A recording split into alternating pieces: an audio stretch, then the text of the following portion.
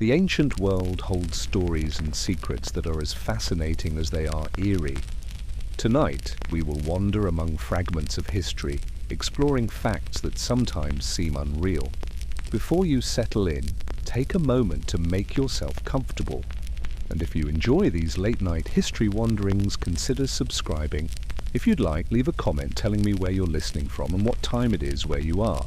It's always fascinating to see who's tuning in from different corners of the world. Now, dim the lights. Maybe put on a small fan just for that steady hum in the background. Let your body sink into the quiet and let the day slowly drift away. Because tonight, we're stepping into the Dark Ages, a time when fear, faith, and superstition shaped everyday life.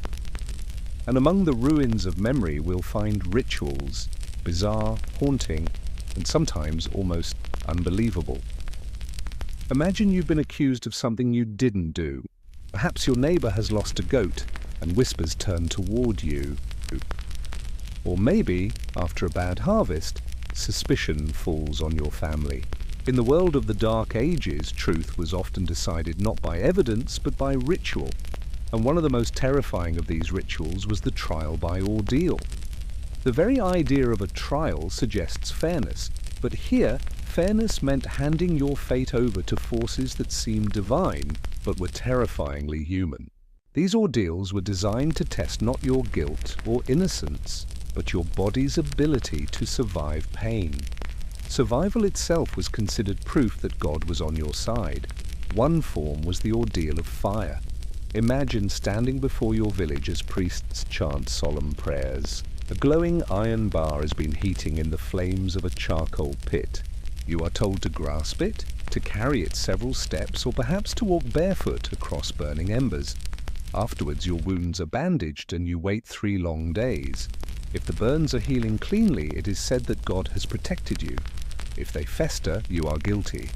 Another was the ordeal of water. Bound with ropes, you are lowered into a pond or river.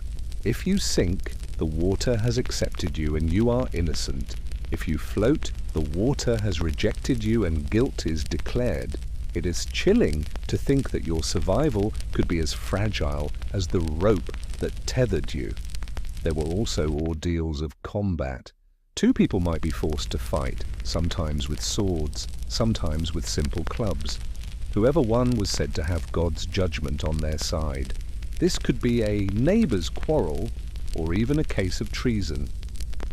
The stakes were not just personal survival, but the honor of one's family and name.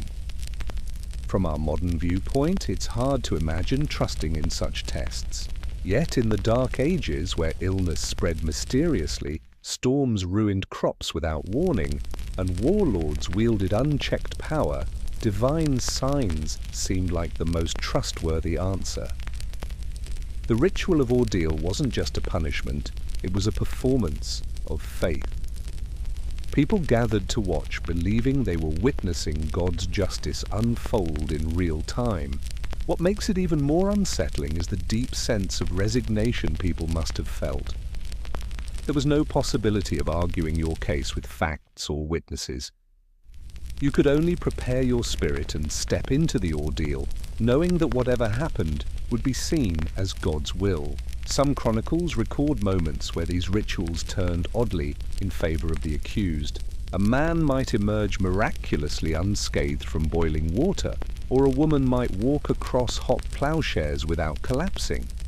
Whether by trickery, luck, or sheer willpower, such survivors became symbols of divine protection. In rare cases, ordeals even elevated ordinary people into legends, remembered for the miracle of their endurance. Yet for most, the ordeal meant suffering. The scars it left were not just on bodies, but on communities, binding them together in shared fear and awe. The ritual reminded everyone watching that life itself hung on the balance of forces beyond their control. As unsettling as it seems, the trial by ordeal captures the essence of the Dark Ages, a world where the line between the sacred and the brutal was blurred, where rituals were both terrifying and strangely reassuring. People trusted these ordeals not because they were logical, but because they gave structure to chaos. As you picture these scenes, let your mind soften around the images. A crowd gathered in the pale morning light, their breath rising in mist. A glowing iron bar lifted carefully with tongs, a river's surface trembling as ropes creak under the weight of the accused. These rituals are echoes now, shadows of a time long gone. Yet they remind us that human beings have always sought meaning, even in suffering. And with that thought, we will leave the first ritual behind. The Dark Ages still hold many more rituals, stranger, darker, and sometimes almost unbelievable. If the ordeal of fire and water showed how people entrusted justice to divine signs, then our next ritual shows what happens when power, politics, and ritual collide in ways that seem almost unbelievable. It is the year 897. The city is Rome.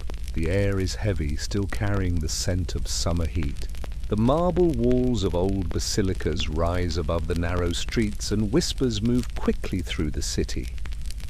A trial is about to take place, but this is no ordinary trial. The accused is not alive. He has been dead for months. This strange chapter in history is remembered as the Cadaver Synod. And it is exactly what it sounds like, a trial of a corpse. The man on trial was Pope Formosus, who had reigned for 5 years before his death. In life, he had been caught in the shifting tides of power, alliances with kings and emperors, feuds with rivals, accusations of betrayal. When he died, many believed the controversies would die with him, but in the Dark Ages, rivalries had a way of outliving even death. The new pope, Stephen VI, had inherited not just the throne of St. Peter, but also Formosus's enemies and unfinished disputes. To settle them, Stephen called for a ritual so unsettling that even those hardened by years of conflict must have felt uneasy. Formosus's body was exhumed. Imagine this. Grave diggers pulling open the earth, the coffin creaking as it was lifted from the soil. Months of decay had passed, leaving a frail, ghastly figure. His papal robes were placed back on him. A crown was set upon his head. And then the dead pope was seated upright in a chair inside the great basilica. The church was filled with clergy, nobles, and citizens of Rome. Candles flickered, their light falling across pale marble and casting long shadows over the corpse propped up on its throne. And then the ritual began. Pope Stephen presided over the synod. The charges against Formosus were read aloud, that he had broken church laws, that he had coveted power, that he had betrayed his duties. The accusations were not whispered from the corners, but proclaimed openly, as if the dead man could answer for himself. Of course he could not. But that did not matter. In his place, a deacon was appointed to act as the corpse's defender. One can only imagine the eerie spectacle, a living man standing beside a body, speaking words of defense into the silence, while the figure slumped in papal robes sat unmoving. This ritual, strange as it seems, was not done for mockery. It was deadly serious.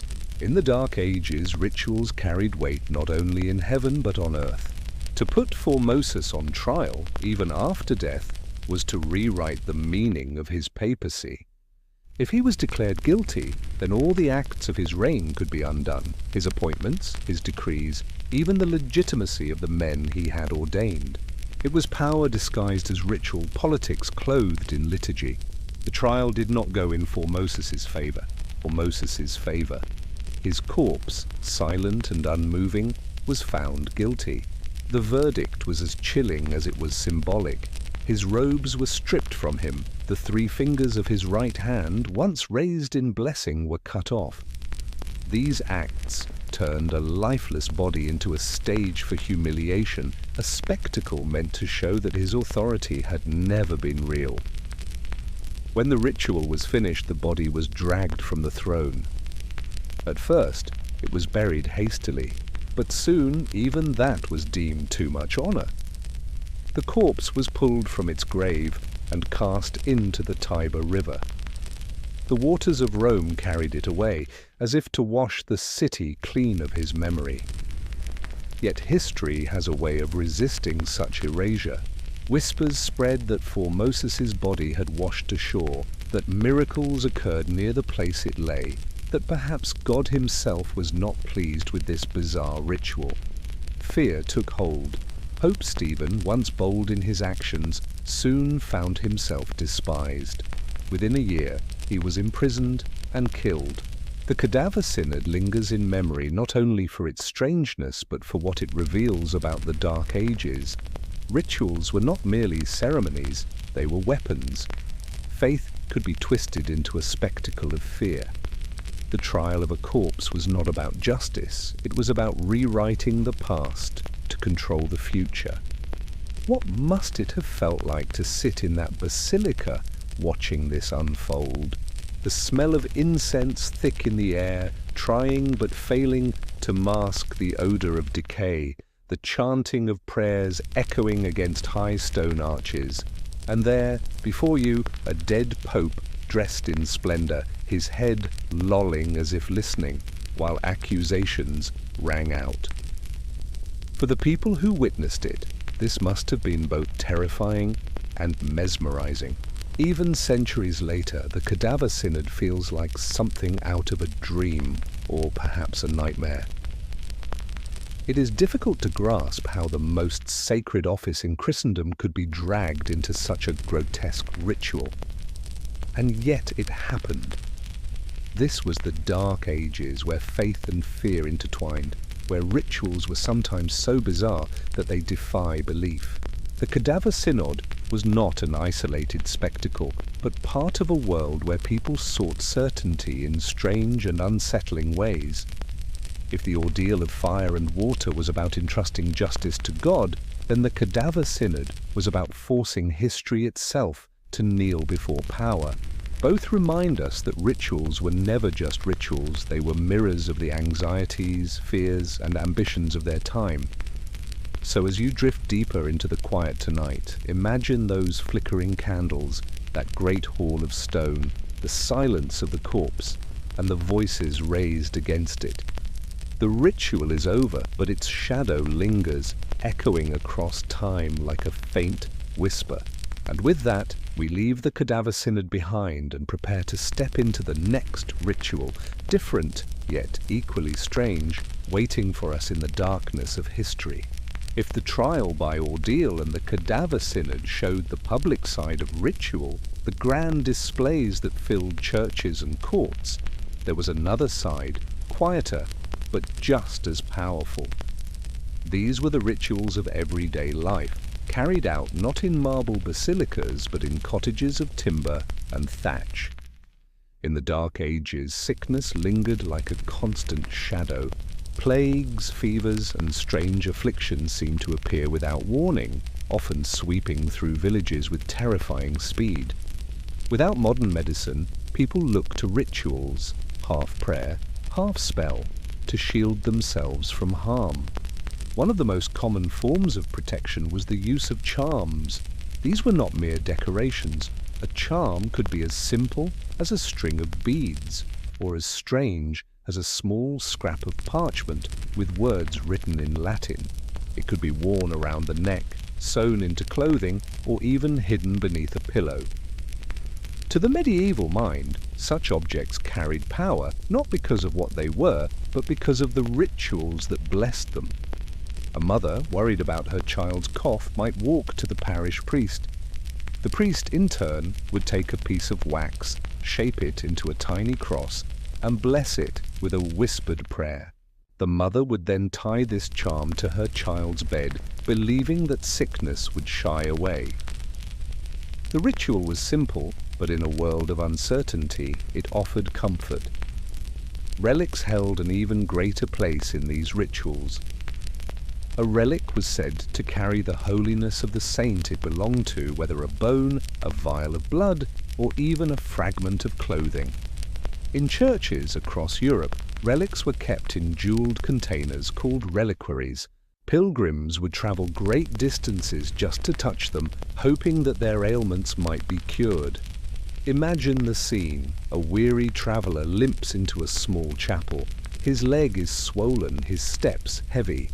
He kneels before a reliquary, its golden frame glinting in the candlelight. A priest lowers the container so that he can brush his lips against the glass, where inside rests a fingerbone of a long-dead saint. The touch itself is a ritual, silent, solemn, filled with hope. But relic rituals could also take on stranger forms. Some accounts tell of holy dust scraped from a saint's tomb and stirred into water to drink. Others describe oil that had touched the bones of martyrs being rubbed onto wounds. To modern eyes, these practices seem more like superstition. But for the people of the Dark Ages, they were lifelines, ways of reaching for the divine when sickness closed in. Not all rituals were carried out by priests.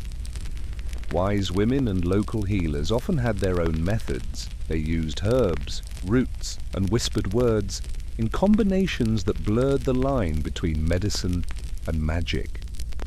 A ritual cure for a fever might involve placing nettles beneath the bed while chanting a prayer backwards. Another cure for toothache required touching the aching tooth with the skull of a dead man. These rituals often mixed Christian symbols with far older traditions. The cross might be carved into a piece of wood, but alongside it, runes or symbols from pagan times could appear. This blending created a strange, layered world where saints and spirits existed side by side. One particularly eerie ritual cure was used against nightmare spirits, believed to be dark forces that pressed down on sleepers, stealing their breath. To ward them off, people placed iron knives or scissors beneath their pillows. The sharp metal was thought to scare away spirits. Others hung garlands of herbs over doorways, believing the smell itself could repel evil. Perhaps the most unsettling cures involved animals. In some villages, if a person was thought to be cursed, they would transfer the curse into a living creature. A ritual might involve whispering the sick person's name into the ear of a chicken, then releasing it into the wild. The disease, it was believed, would follow the bird instead of the person. In darker cases, dogs or pigs were sacrificed, their deaths seen as carrying away the sickness. Yet even these rituals were not only about fear. They gave structure to suffering. When someone fell ill, the community could gather, perform the steps, and feel that something was being done. Whether or not the cure worked, the ritual itself offered a sense of control.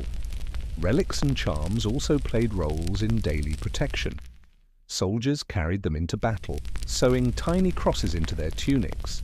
Farmers buried blessed objects at the edge of their fields, asking for protection against storms.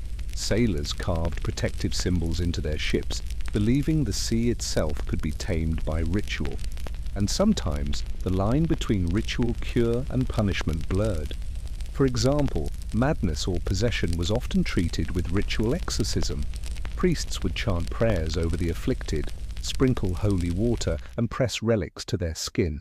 But if the person did not recover, whispers could turn toward darker suspicions. Was the illness truly natural, or was witchcraft involved? This constant tension between healing and harm, blessing and curse, defined the medieval view of ritual.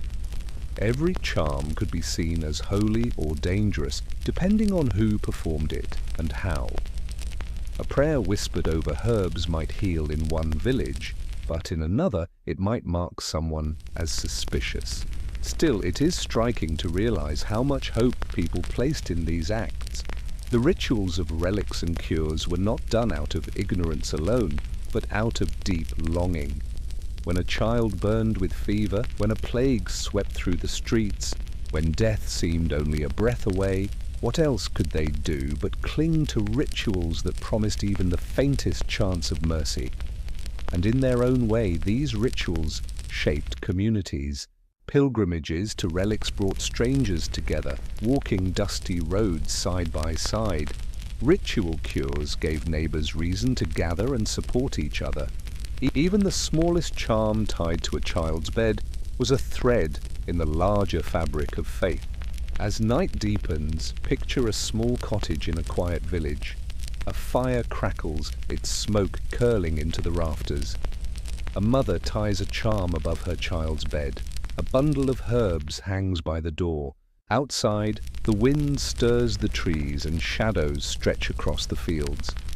To her, these rituals are not strange. They are life itself, a shield against a world that often seemed too vast, too unpredictable. From the grand rituals of Rome to the humble charms of the countryside, the Dark Ages were shaped by ceremonies that blended fear, faith, and hope. Each act, no matter how strange it seems now, carried meaning for those who performed it. And so as we leave behind the flickering candles of relic chapels and the whispered prayers of healers, we step further into this world of the uncanny. For there are still stranger rituals waiting, ones that blur the boundary not just between life and death, but between the human and the inhuman. In the quiet corners of medieval life, beyond the grand spectacles of synods and the solemn pilgrimages to relic shrines, another kind of ritual unfolded, one far more intimate and constant. These were the healing rituals born out of the struggle to make sense of illness and pain. Every household knew that sickness could strike without warning. A child's sudden fever, a strange rash, or the slow wasting of a neighbor. Such things were terrifying not only because of the suffering they brought, but because their causes were unseen. In an age before germs were understood, people reached for explanations that blended the natural and the mystical. Healing became a matter of both herbs and holy words, bloodletting and blessings, superstition and science. At the heart of medieval medicine was the belief in the balance of the four humours: blood, phlegm, yellow bile, and black bile. Health, it was thought, depended on keeping these fluids in harmony. When the balance shifted, disease crept in. To restore order, one of the most common rituals was bloodletting. The process was as grim as it sounds. A physician, or sometimes a barber who doubled as a surgeon, would open a vein in the arm or neck with a small blade. The blood was allowed to flow into a basin, the amount carefully judged by the patient's condition and even the season of the year. For fevers, more blood was taken in summer, less in winter. Some healers used leeches instead, letting the creatures draw out what they called bad blood. Yet bloodletting was never just a mechanical act. It carried a ritualistic rhythm. The patient might be seated in a certain posture, prayers murmured as the incision was made. The very tools, the knives, bowls, and cloths were treated with respect, as though they held more than physical purpose. To many, the sight of their own blood flowing out was not only a medical treatment, but a symbolic purging of illness, misfortune, or even sin. But bloodletting was only one strand in the tangled web of medieval healing. Alongside it thrived the use of charms and whispered prayers. If blood balanced the body, words could steady the soul. A healer might lean close to a sufferer's ear, speaking softly in Latin or in the local tongue, uttering phrases that blurred the line between invocation and incantation. Some prayers were directed to saints known for healing powers. Saint Apollonia was invoked for toothaches, Saint Roch for plague, Saint Blaise for throat ailments. Others were more mysterious, filled with strange syllables that carried echoes of older traditions. These murmured words, spoken with steady rhythm, were thought to carry power in themselves. In many villages, charms were written onto small slips of parchment or carved into wood. These could be tied around a wrist or worn in a pouch. A woman suffering from childbirth pains might clutch a charm inscribed with a verse from the Psalms. A man with a lingering cough might wear one tucked beneath his shirt. The ritual was as important as the object itself. To place the charm close to the body was to draw the healing force inward. And then there were the herbs. the green heart of medieval medicine. Monks in cloistered gardens carefully cultivated rosemary, sage, thyme, and mint, believing each plant carried divine gifts. Herbal manuals listed countless cures: lavender, boiled in wine to calm the nerves, fennel seeds to ease digestion, and comfrey to knit broken bones. But herbs were never simply plants. They were bound up in ritual acts. A healer gathering yarrow to stop bleeding might do so at dawn, cutting it with a blade that had never tasted iron. Nettles plucked while chanting the Lord's Prayer were thought to carry double the strength. Even the direction one faced while harvesting mattered: east for healing, west for protection. Superstition often clung to these remedies. To cure jaundice, some advised carrying a yellow stone in one's pocket or gazing at the rising sun through a yellow cloth. Epilepsy was sometimes treated by drinking water from a church bell, as the sound of the bell was believed to hold sacred power. Warts, oddly enough, were said to vanish if rubbed with a piece of bacon and then buried under the roots of a willow tree. Animals, too, found their place in healing rituals. The fat of bears was rubbed on joints to ease pain. A black rooster, placed on the chest of a plague victim, was thought to draw out the sickness. In some villages, the breath of a donkey was believed to cure toothache, though convincing the animal to participate was surely its own ritual challenge. While much of this sounds strange to modern ears, it is worth remembering that these cures were not born of foolishness alone. People observed patterns. Some herbs did ease pain, some poultices did heal wounds. Over generations, practical knowledge and superstition wove together into a single cloth. The ritual gave the treatment its shape, while the herbs gave it substance. The Church's role in these rituals was complex. Priests encouraged the faithful to seek healing through relics and prayer, yet often frowned upon folk remedies that smacked of sorcery. Still, the lines were blurred. Holy water was sprinkled into medicine. Pilgrims carried home dust from saintly tombs to mix into drinks. Monks copied medical texts that contained both scripture and spells. In practice, the sacred and the superstitious coexisted, each lending weight to the other. Consider the ritual of measuring the sick. When someone wasted away from a mysterious illness, a cord was wound around their body from head to toe, carefully noting the length. This cord was then taken to a shrine and laid upon the altar, often before a relic.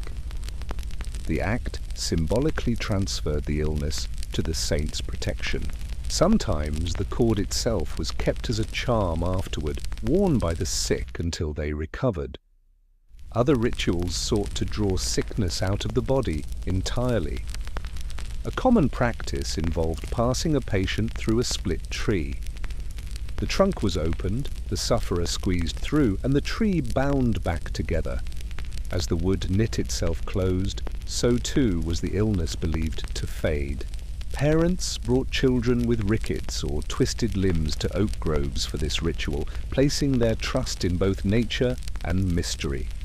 Whispered words, cut herbs, trickling blood. All these acts were threads in the tapestry of healing. Each offered a sense of order against chaos, of action against helplessness. Even when the outcome was uncertain, the ritual itself gave meaning to suffering. Imagine for a moment a small cottage at dusk. A child lies feverish on a straw bed.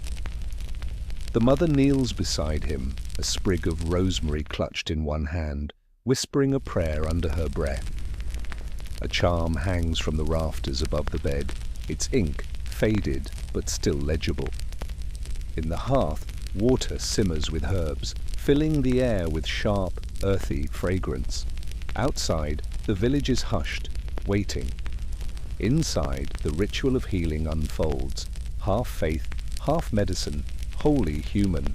For those living in the Dark Ages, these rituals were not curiosities, they were lifelines. Bloodletting, charms, relics, herbs, each carried the promise of relief, however slim. And though centuries have passed, though science has changed our understanding, the echo of those rituals remains. We still whisper words of comfort to the sick. We still carry lucky tokens. We still turn to nature for cures. In their world, healing was never only about the body. It was about hope, woven into every ritual act, binding the living to something greater than themselves. The Dark Ages were a time when the line between the natural and the supernatural blurred. People often saw animals not just as beasts of burden or sources of food, but as creatures that could embody sin, mischief, or even demonic influence. In a world where superstition held power alongside the church, it is perhaps no surprise that animals themselves sometimes found their way into the courtroom. Yes, real trials with judges, juries, lawyers, and formal charges were held for animals accused of crimes, as if pigs and goats were capable of moral reasoning. It may sound like satire or folklore, but court records and written testimonies confirm that animal trials were a serious part of medieval justice. These strange proceedings reveal both the peculiar logic of the era and the deep fear of disorder, whether that disorder came from man or beast. Perhaps the most infamous defendants were pigs. In medieval Europe, pigs roamed villages freely, often scavenging for scraps. Because they mingled so closely with humans, accidents were common. A pig might knock over a child or, in more tragic cases, attack a person. When such events occurred, the response was not limited to simply killing the animal. The pig was hauled into court. Records from France in the 14th and 15th centuries detail numerous pig trials. In one case, a sow was accused of killing a child. She was arrested, imprisoned, and eventually executed publicly, sometimes dressed in human clothes to emphasize her criminality. The logic was chilling. If humans could be punished for violence, so too could the creatures that shared their streets. Punishment served not just as retribution, but as a grim warning, even to animals, that transgression would not be tolerated. What makes these trials even more astonishing is the seriousness with which they were conducted.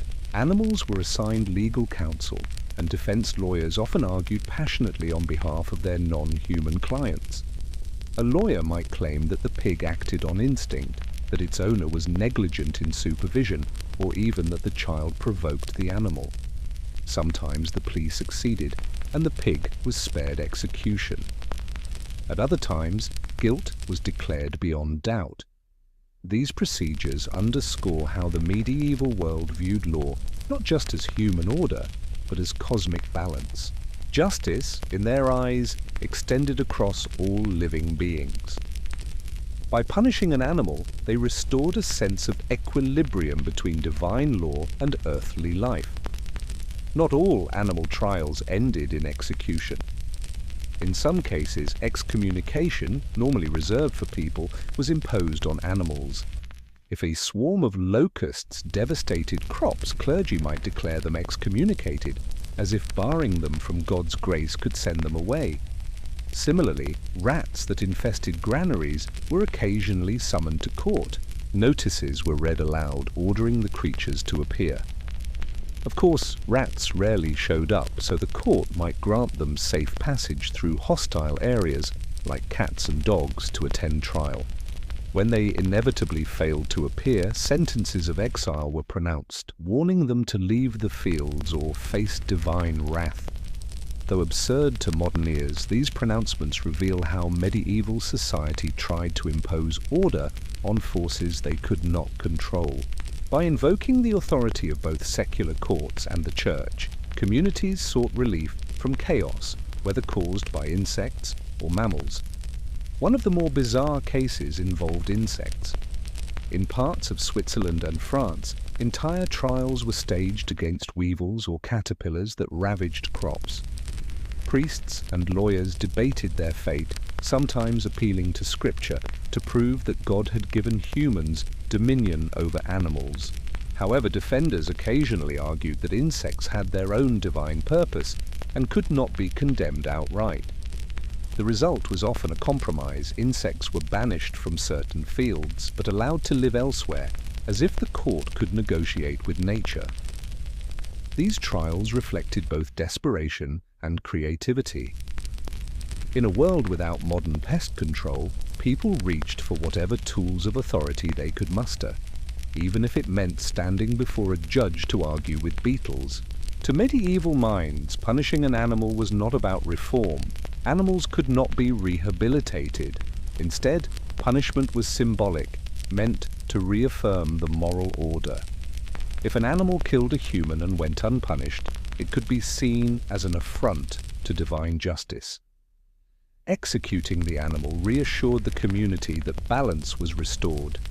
Public executions of animals mirrored those of humans. Crowds gathered, officials read out the charges, and the condemned animal was hanged, burned, or otherwise destroyed. By making the act visible, authorities demonstrated that no one, not even beasts, could defy the social or divine order without consequence. While animals bore the brunt of punishment, their owners were not immune. If a pig attacked someone, the owner might also face fines or reprimands for negligence. The trial therefore functioned on two levels. It punished the creature and reminded humans of their responsibility to control the beasts under their care. In this way, animal trials were both a spectacle and a mechanism of social discipline. Underlying all of this was a curious medieval belief that animals could, in some sense, act with intent.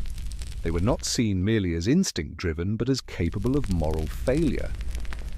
This view echoed biblical stories like the serpent in Eden or Balaam's talking donkey.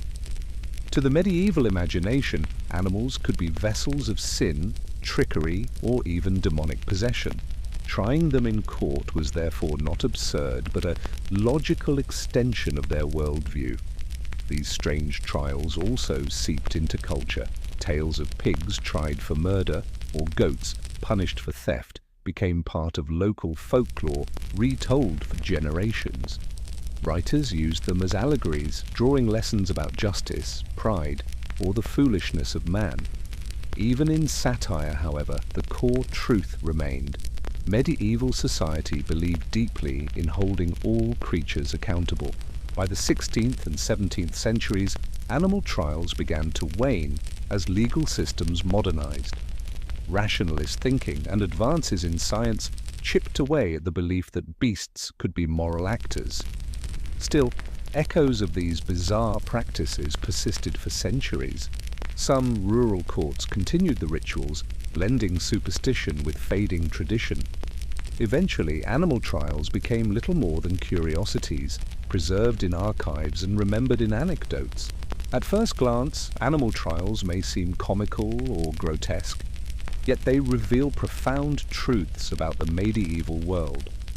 People sought order in a chaotic environment, a world of disease, famine, and violence. When animals upset that fragile balance, communities turned to the only system they trusted, the courts. By treating animals like people, they reaffirmed the universality of law and the power of justice to set things right. They also reveal how closely humans lived with animals in this era. Pigs in the street, goats in the yard, oxen in the fields. These creatures were constant companions. Their integration into daily life blurred boundaries, making it easier for people to imagine them as fellow participants in society, bound by the same rules. In the dim candlelight of a medieval courtroom, one can imagine the surreal scene. A pig dressed in clothes, a lawyer solemnly pleading its case, villagers gathered to watch justice unfold. To us, it reads like absurd theatre, but to them, it was deadly serious, a ritual of order, morality, and control in a world where the boundaries between man, beast, and the divine were never fully settled. The medieval imagination was filled with shadows, unseen forces lurking just beyond the reach of the hearthfire. disease, crop failure, miscarriages, or sudden death could not always be explained by natural means.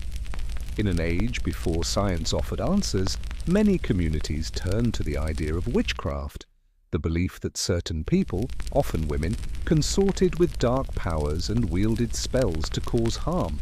Accusations of witchcraft, once whispered in fear, could escalate into public spectacles, complete with rituals of cleansing, trials and purges, meant to rid villages of evil influence. These practices were as much about reinforcing social unity as they were about confronting perceived supernatural threats. To modern eyes, they reveal the potent blend of superstition, fear, and ritual that shaped the medieval world. Suspicion often began with the unexplained. A cow gave sour milk, a storm destroyed crops, or an infant fell ill. And suddenly, neighbors whispered that someone in their midst had invoked malign forces. Witches were not always strangers. They could be the widow who lived alone, the midwife who used herbs, or the eccentric man muttering charms. Accusations drew their power from communal anxiety. Blaming a witch provided clarity in times of chaos. Instead of grappling with the randomness of disease or bad weather, villagers could point to an enemy within. This focus gave people a sense of control, at least until the accused stood before their judgment. Once accused, an alleged witch might undergo strange cleansing rites designed to purge evil from their body. Water played a central role. Some communities believed bathing the accused in holy water or submerging them in rivers could drive out malevolent forces. Priests recited prayers while villagers watched, believing that immersion in blessed liquid revealed truth. If the accused resisted sinking or floated unnaturally, it was considered proof of guilt. In other places, smoke and fire replaced water as tools of cleansing. Herbs like juniper or sage were burned, and the accused was made to pass through the smoke, inhaling the fumes as a way to drive out spirits. Such rites blurred the line between purification and punishment, often humiliating the accused while reaffirming the community's belief in their own righteousness. Accusations did not always end with private rituals. Many blossomed into public trials, complete with formal accusations, witnesses, and symbolic ceremonies. These events were not only about judgment, but about spectacle. The trial itself became a ritual purge, a performance where villagers confronted their fears by watching evil personified in the accused. Courtrooms and churchyards echoed with testimonies of strange behavior, neighbors recalling curses, odd animal deaths, or eerie lights seen at night. Whether true or fabricated, these accounts created a narrative of corruption. The accused, often powerless to defend themselves, became the vessel for collective unease. When guilt was suspected but not yet proven, communities sometimes turned to exorcisms or binding rituals. Priests chanted over the accused, demanding demons reveal themselves. Iron chains or ropes were tied around the suspected witch, not just to restrain them physically, but to symbolically trap the evil within.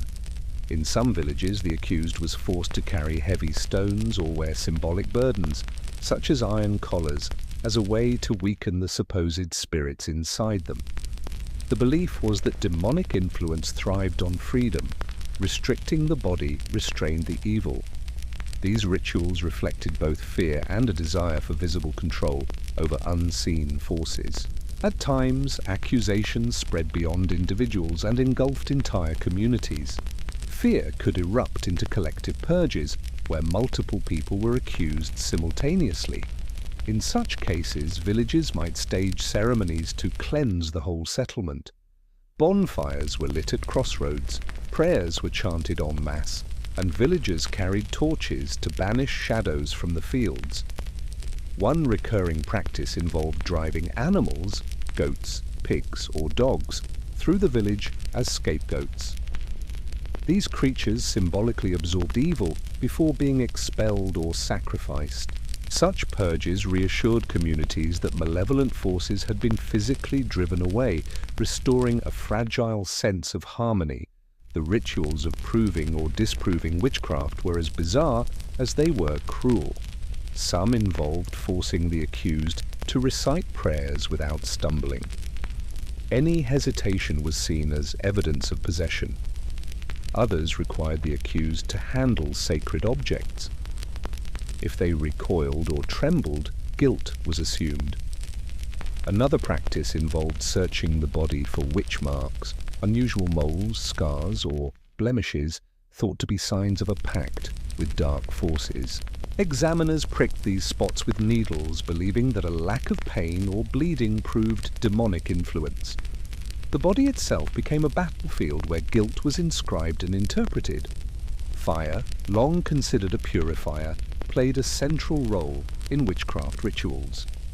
While executions by burning became infamous in later centuries, even in earlier medieval contexts, fire was used symbolically. Torches were waved around the accused, ashes were scattered at doorways, and bonfires blazed in open squares to cleanse communities. For the people of the time, flames embodied both destruction and renewal. Watching fire consume what was deemed unholy provided a cathartic release, reinforcing the idea that evil could be eradicated through visible sacrifice. It is important to recognize the gendered nature of many accusations. Women, particularly older or unmarried ones, bore the brunt of suspicion. Their roles as healers, midwives, or simply outsiders in patriarchal societies made them vulnerable. Ritual purges often targeted them disproportionately, turning natural social tensions into supernatural narratives. Yet men were not entirely immune. Shepherds accused of cursing neighboring flocks or blacksmiths believed to wield dark fire occasionally found themselves in the same position. Regardless of gender, accusations served as tools of control, enforcing conformity through fear. The Church played a dual role in these rituals. On one hand, clergy attempted to regulate and formalize responses to witchcraft, ensuring that accusations were handled through sanctioned prayers, trials, or exorcisms. On the other hand, church teachings often fueled suspicion by linking unexplained misfortune to the devil's influence. This tension meant that purges were both spiritual and social acts. By condemning witches, communities affirmed their loyalty to God and reasserted their cohesion. Rituals of cleansing, whether through prayer, fire, or exile, served as demonstrations of faith as much as acts of fear. At their core, witchcraft accusations and ritual purges were about more than belief in magic. They were mechanisms of social cohesion. In times of famine, war, or plague, fear threatened to tear communities apart. By focusing that fear on a single scapegoat, the supposed witch, villagers redirected their anxieties into a shared drama. The collective act of cleansing reinforced unity. Watching someone undergo purification rites or witnessing a public purge reassured villagers that they were on the side of order while chaos was banished. It was a harsh method of bonding, but in uncertain times it bound communities together. As the Middle Ages waned and the Renaissance dawned, the understanding of witchcraft shifted. While accusations did not vanish, they became entwined with broader political and religious struggles, eventually leading to the infamous witch hunts of the early modern period. The bizarre rituals of medieval purges gradually gave way to more systematic, and often more brutal, persecutions. Still, the medieval practices left their mark. The idea that evil could be cleansed through ritual, spectacle, and symbolic punishment continued to influence culture for centuries. Even as science challenged superstition, the echoes of these rituals lingered in folklore and memory. Witchcraft accusations and ritual purges illuminate the profound role of belief in shaping medieval life. They show how fear of the unknown gave rise to elaborate ceremonies designed to restore order. They reveal the human need to make sense of chaos, even at the expense of justice. Most of all, they highlight the fragility of communities that lived in constant tension with nature, disease, and conflict. Ritual purges were not simply about driving out witches, they were about driving out fear itself, if only temporarily. In the flickering light of a medieval bonfire, as smoke curled toward the night sky and villagers chanted prayers, the ritual felt real. Evil seemed banished, harmony restored. Lived in the Dark Ages, these purges were more than superstition. They were survival. Love in the Middle Ages was rarely simple. While noble poets sang of courtly passion and knights pledged eternal devotion to ladies in towers, the everyday reality was more tangled, pragmatic, and deeply infused with superstition. Marriage was not just a bond of affection, it was an economic agreement, a political tool, and a spiritual concern. But beneath the official contracts and church ceremonies, people whispered of charms, potions, and rituals that promised to sway hearts, bind bodies, and ensure fertile unions. In the flicker of firelight, these practices took on a life of their own, blending faith, magic, and desire in ways that seem both strange and oddly human today. Most marriages in the Middle Ages were not driven by personal choice. Families, especially in villages and among the nobility, arranged unions for security, land, and alliances. Yet human longing does not bend so neatly to contracts. Young men and women often looked for ways to tilt fortune in their favor, hoping to win affection or kindle passion where little existed. This is where love potions entered the story. Herbalists, cunning women, and sometimes even traveling peddlers sold concoctions designed to stir attraction. These potions might be brewed from seemingly ordinary ingredients, rose petals, honey, basil, or mint, but often they veered into unsettling territory. Powdered bones, animal organs, and even human fluids were whispered to hold irresistible power. The belief was not merely in the physical substance, but in the ritual of preparation. The timing of the moon, the spoken charm, or the secret gesture made the potion potent. Beyond the bubbling brews, amulets were another avenue of hope. Carved hearts of wood or stone, rings inscribed with symbols, and even knotted cords were worn close to the skin. Each charm carried an intention: to make someone fall in love, to protect a marriage from infidelity, or to ensure fertility. Some amulets bore Christian prayers, blending sacred authority with the wearer's private wishes. Others leaned on older pagan motifs, symbols of Venus, intertwined animals, or runes thought to draw luck. It was not unusual for a villager to wear a small relic from a saint alongside a token meant to stir desire, hedging bets between heaven and earth. Descriptions of medieval love potions range from the romantic to the grotesque. Some recipes called for innocuous blends, a mixture of cinnamon, cloves, and red wine, whispered over with prayers. Others veered into the darker side of folklore, dried sparrow hearts ground into powder, blood drops stirred into ale, or hair clipped from the object of desire. One infamous recipe recommended boiling a dove's liver with herbs and hiding the mixture in a lover's food. Another suggested that the drinker's body heat and pulse would rise after consuming the potion, mimicking the flush of attraction. Whether these mixtures actually worked in a physical sense hardly mattered. The belief in their effectiveness carried its own weight. A young woman convinced her potion had worked might act with newfound confidence, and a man persuaded that he had been bound might feel powerless to resist. But these potions were not without risk. The church frowned heavily on them, branding them as forms of sorcery or diabolical manipulation.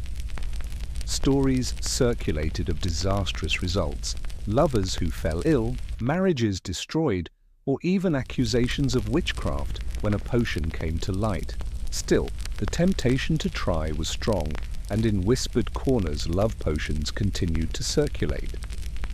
Marriage was not just about romance, it was also about producing heirs.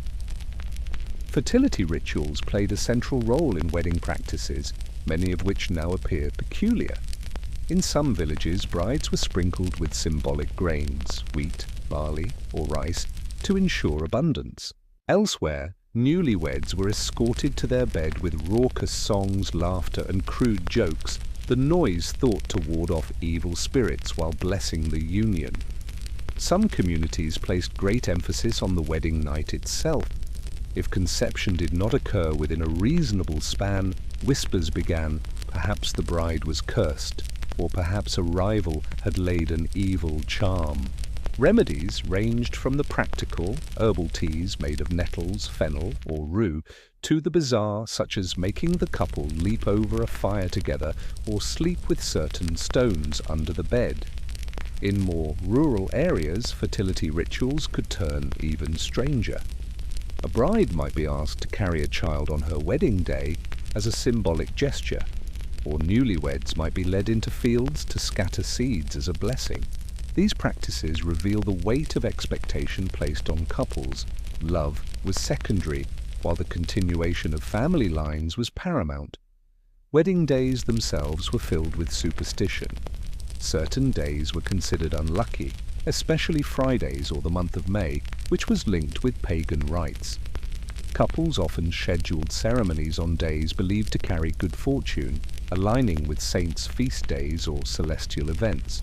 Brides were instructed to wear specific items for luck, echoes of the later rhyme, something old, something new. Veils carried more than beauty. They were seen as protective barriers against spirits or envious eyes. In some regions, brides were expected to cry during the ceremony, with the belief that shedding tears early would prevent sorrow later. Another curious custom was the shoe ritual. In parts of Europe, the groom would tap the bride's shoe or even step on it gently during the ceremony, symbolizing his authority. In turn, brides sometimes threw a shoe over their shoulder as a charm for luck, or to predict which of their unmarried friends might wed next. Food also played a role in superstition. Sharing bread, honey, or salted dishes was thought to bond the couple, while spilling wine was an omen of discord. In certain regions, guests would scramble to snatch crumbs from the wedding feast, believing they carried blessings of fertility or future happiness. What makes medieval love rituals so striking is how seamlessly they blended faith and folklore. Priests presided over weddings, sanctifying the union in the eyes of God. Yet the same couples might sneak a charm into their clothing, sip a secret brew before bed, or consult a local healer for advice on how to keep passion alive. This duality shows a world where official religion and popular belief coexisted, sometimes uneasily, but always persistently. Love potions, amulets, and marriage rituals gave people a sense of agency in a world where much was out of their control. Illness, war, famine, and death lurked close at hand. In such an uncertain environment, the idea that one could influence love or secure fertility through ritual was deeply comforting. Though the details may seem bizarre, echoes of these practices remain. Modern weddings still carry symbols of luck, protection, and fertility. Rings, veils, rice tosses, and even honeymoon journeys trace their roots back to medieval anxieties. The desire to bind love, to find security in rituals, and to trust in symbols persists, even if the recipes for potions have been replaced by flowers, chocolate, and whispered vows. In the flickering candlelight of medieval halls, love was not left to chance. It was mixed in cups, stitched into charms, and sung through rituals both solemn and absurd. Beneath the surface of contracts and church bells, people longed for the same things we do: affection, companionship, and the hope of lasting happiness. Their methods might seem strange, but their desires remain timeless. Blood, in medieval thought, carried more than life. It carried essence, power, and truth. Where words could be broken and promises bent, Blood seemed to anchor vows with an unshakable weight. Across Europe, men and women turned to rituals involving blood, sometimes symbolic, sometimes literal, as a way of binding themselves to causes, communities, or even each other. Oaths sworn on sacred relics, ceremonies involving symbolic blood drinking, and brotherhood rituals stitched together by a drop of the body's lifeblood remind us just how visceral loyalty and faith were in the Middle Ages. The medieval world operated on trust, sealed with oaths. Kings swore fealty agreements with nobles, peasants pledged service to lords, and guild members promised loyalty to their craft. Words were not enough on their own. They needed sanctification, something that carried both legal and spiritual gravity. Breaking an oath was not simply dishonorable, it was perilous for the soul. To lie after swearing in the presence of God or holy objects was thought to invite damnation. In this context, relics, bones of saints, fragments of the true cross, or vials of sacred oil became central tools in binding promises. To swear upon a relic was to call upon the saint or martyr connected to it as a witness. Relics were kept in ornate reliquaries, often displayed in churches or cathedrals, and were brought out for solemn ceremonies. When a noble pledged allegiance, he might place his hand upon a relic, believing that the spirit of the saint would strike him down if he betrayed his word. Relics used for oaths varied in type and prominence. Some were famous and drew people from across Europe, like the Shroud of Turin or Bones of Apostles. Others were local treasures, a finger bone of a lesser-known martyr, or even cloth that had touched a saint's tomb. The more powerful the relic, the more binding the oath was perceived to be. Courts often relied on this practice. Witnesses testifying might be required to swear their truth upon a relic, ensuring not only honesty but also the fear of divine retribution. This blending of religion and justice was a hallmark of the period, intertwining faith with law in a way modern societies might find unsettling. Beyond relics, blood itself, real or imagined, played a central role in rituals of loyalty and union. Medieval belief viewed blood as a direct vessel of the soul. To share it, or to symbolically consume it, was to create a bond stronger than ordinary friendship. In certain ceremonies, participants drank wine mixed with drops of blood, reinforcing the parallel between human commitment and the sacrament of the Eucharist, where believers consumed the body and blood of Christ in symbolic form. This act blurred the lines between religious devotion and secular loyalty, weaving together physicality and spirituality in ways that could be both sacred and unsettling. Accounts tell of warbands and knightly orders sealing their brotherhood through such practices. Some rituals involve nicking a finger or arm, letting drops of blood fall into a communal cup of wine or ale, then passing the cup around for all to drink.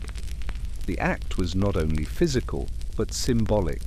The group shared one blood, one destiny. Among the most striking practices were brotherhood rituals. Across Europe, warriors, nobles, and sometimes even commoners sought to forge ties deeper than mere contracts. The blood bond, sometimes romanticized in later literature as blood brothers, was one such ritual. Two men would cut themselves, often on the hand, and press the wounds together so their blood mingled. This was thought to fuse their fates, making them kin in spirit if not in birth. The bond was not taken lightly. It meant that betrayal was equivalent to betraying family. In times of war or conflict, such pacts created networks of fierce loyalty.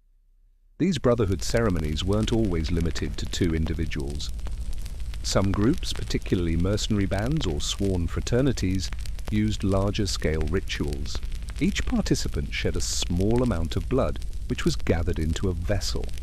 Drinking from this vessel, or touching it in unison, symbolized their new unity.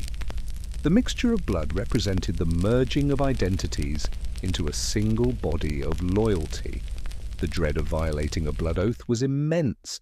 Tales circulated of men who betrayed their sworn brothers or lied after swearing upon blood, only to face mysterious illnesses, violent deaths, or public disgrace. While some of these were clearly cautionary stories, they reinforced the sense that blood rituals invoked forces larger than human judgment. Even secular leaders recognized this power. Kings and warlords often encouraged such rituals among their retainers, knowing that bonds forged in blood were more difficult to sever. For a ruler in a precarious age, loyalty that felt divine was an invaluable tool. Not all blood rituals were martial or secular. In monasteries, oaths also carried weight, though they took different forms. Monks and nuns swore vows of poverty, chastity, and obedience before God. While most vows were verbal, accounts exist of rituals that symbolically tied blood to devotion. In rare instances, novices pricked their skin and marked a cross upon their body with their own blood as a sign of offering their life fully to Christ. These acts were not standardized by the Church, but existed in the margins, often blending local traditions of sacrifice with Christian vows. To bleed for one's vow was seen as a physical testament to sincerity, much like martyrdom itself. It is difficult to ignore the older echoes of these practices. Blood rituals were not unique to the medieval Christian world. They drew from deeper pre-Christian traditions. Germanic tribes, Norse warriors, and Celtic peoples had long practiced blood brotherhood ceremonies, swearing loyalty with mingled blood. These customs did not vanish with the spread of Christianity. Rather, they seeped into the cultural undercurrent, reshaping themselves to fit a new religious framework. When knights drank blood-tinged wine or peasants swore oaths on relics, they were continuing a lineage of belief that blood held unbreakable power. Christianity absorbed and transformed these ideas, wrapping them in biblical language but never fully erasing their pagan roots. Why did blood carry such weight? Part of the answer lies in its immediacy. Blood was the most visible proof of life, spilling only in moments of injury, sacrifice, or violence. To shed it, even in small amounts, was to demonstrate sincerity. To mingle it was to erase boundaries between individuals. Psychologically, these rituals bound participants more tightly than mere words. The sting of a cut, the sight of red fluid, the shared vulnerability, all created a visceral memory. The ritual embedded itself not just in thought, but in the body. Breaking such a bond was not simply dishonoring words, it was betraying something written into flesh. The Middle Ages abounded with tales of blood oaths, some rooted in history, others in legend. Chronicles describe soldiers swearing loyalty to kings with drops of blood on the battlefield. Folklore tells of peasants forming secret societies sealed by mingled wounds. Epic poems often romanticize these bonds, depicting warriors who would die rather than betray their sworn brothers. Legal records even show cases where disputes centered on broken blood oaths, highlighting how seriously they were taken. While the Church officially discouraged blood rituals outside of the Eucharist, popular belief clung to them, and judges often had to grapple with the cultural power these promises held. Blood rituals and oaths remind us how tangible loyalty and belief were in the Middle Ages. Trust was not abstract, it was something to be touched, tasted, and sworn upon the most sacred of objects. To spill a drop of blood or place a hand upon a relic was to call down forces greater than oneself, ensuring that promises carried weight in a world where trust could mean survival. These rituals may appear unsettling, even grotesque, to modern eyes. Yet beneath the surface lies a truth. People longed for certainty in their bonds, for a way to ensure that love, loyalty, and community could not be easily undone. In blood and relics they found that certainty, or at least the powerful illusion of it. If there is one universal truth, it is that food binds communities. Yet in the medieval world, eating was rarely just about nourishment. Meals were charged with meaning, loaded with ritual, and often dictated by rules that blended faith, superstition, and tradition. The Dark Ages were not simply a time of scarcity and hunger, they were also an era where feasting could be a sacred act and fasting a spiritual weapon. Bread, salt, and ale were not merely staples of the diet, they were symbols carrying weight far beyond their taste. The Christian calendar revolved around cycles of fasting and feasting. Ordinary days had their modest meals, but holy days exploded with abundance. Christmas and Easter were, of course, the grandest feasts, but saints' days, harvest festivals, and local holy occasions filled the year with ritual meals. Feasts in monasteries followed strict order. A psalm might be sung before the first bite was taken, and silence often reigned as monks ate, while one brother read from scripture. The act of eating was not divorced from devotion, it was folded into prayer.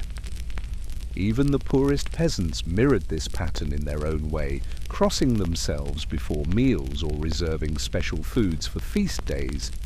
For lords and kings, feasting was more than a spiritual duty, it was political theatre. A long table spread with roasted meats, sweetmeats, and jugs of ale showed power as much as generosity. To eat in the Lord's Hall was to participate in a ritual of hierarchy. Nobles closest to the head table enjoyed the richest cuts, while servants and dependents ate plainer fare. Food placement itself reflected divine order, reinforcing who was blessed with abundance and who had to settle for scraps. Bread was the cornerstone of medieval diets, and its significance was far more than practical. It symbolized life, stability, and even the body of Christ. To break bread together was an act of trust and unity. Villages often blessed loaves before dividing them among households, especially during festivals or after a good harvest. The Eucharist elevated bread to its most sacred form. In Mass, bread was believed to transform into the body of Christ, making its consumption a holy act. This imbued ordinary loaves with echoes of divine mystery. Many households baked crosses into their bread crusts, not just as decoration, but as a way of blessing each loaf. Superstitions surrounded bread as well. Dropping a loaf was considered bad luck, and wasting bread was thought to invite hunger. Some people carried crumbs of blessed bread for protection against illness or misfortune, treating it almost as a relic. Even the simple act of sharing bread with a stranger carried ritual significance. Hospitality bound both guest and host under a sacred bond of goodwill. Salt, though common today, was precious and almost mystical in the Middle Ages. It preserved meat through long winters, seasoned otherwise bland porridge, and symbolized purity. At banquets, where a person sat in relation to the salt cellar, revealed their social rank. Nobles sat above the salt, close to the Lord, while lesser guests found themselves below the salt. Salt also carried protective qualities in ritual life.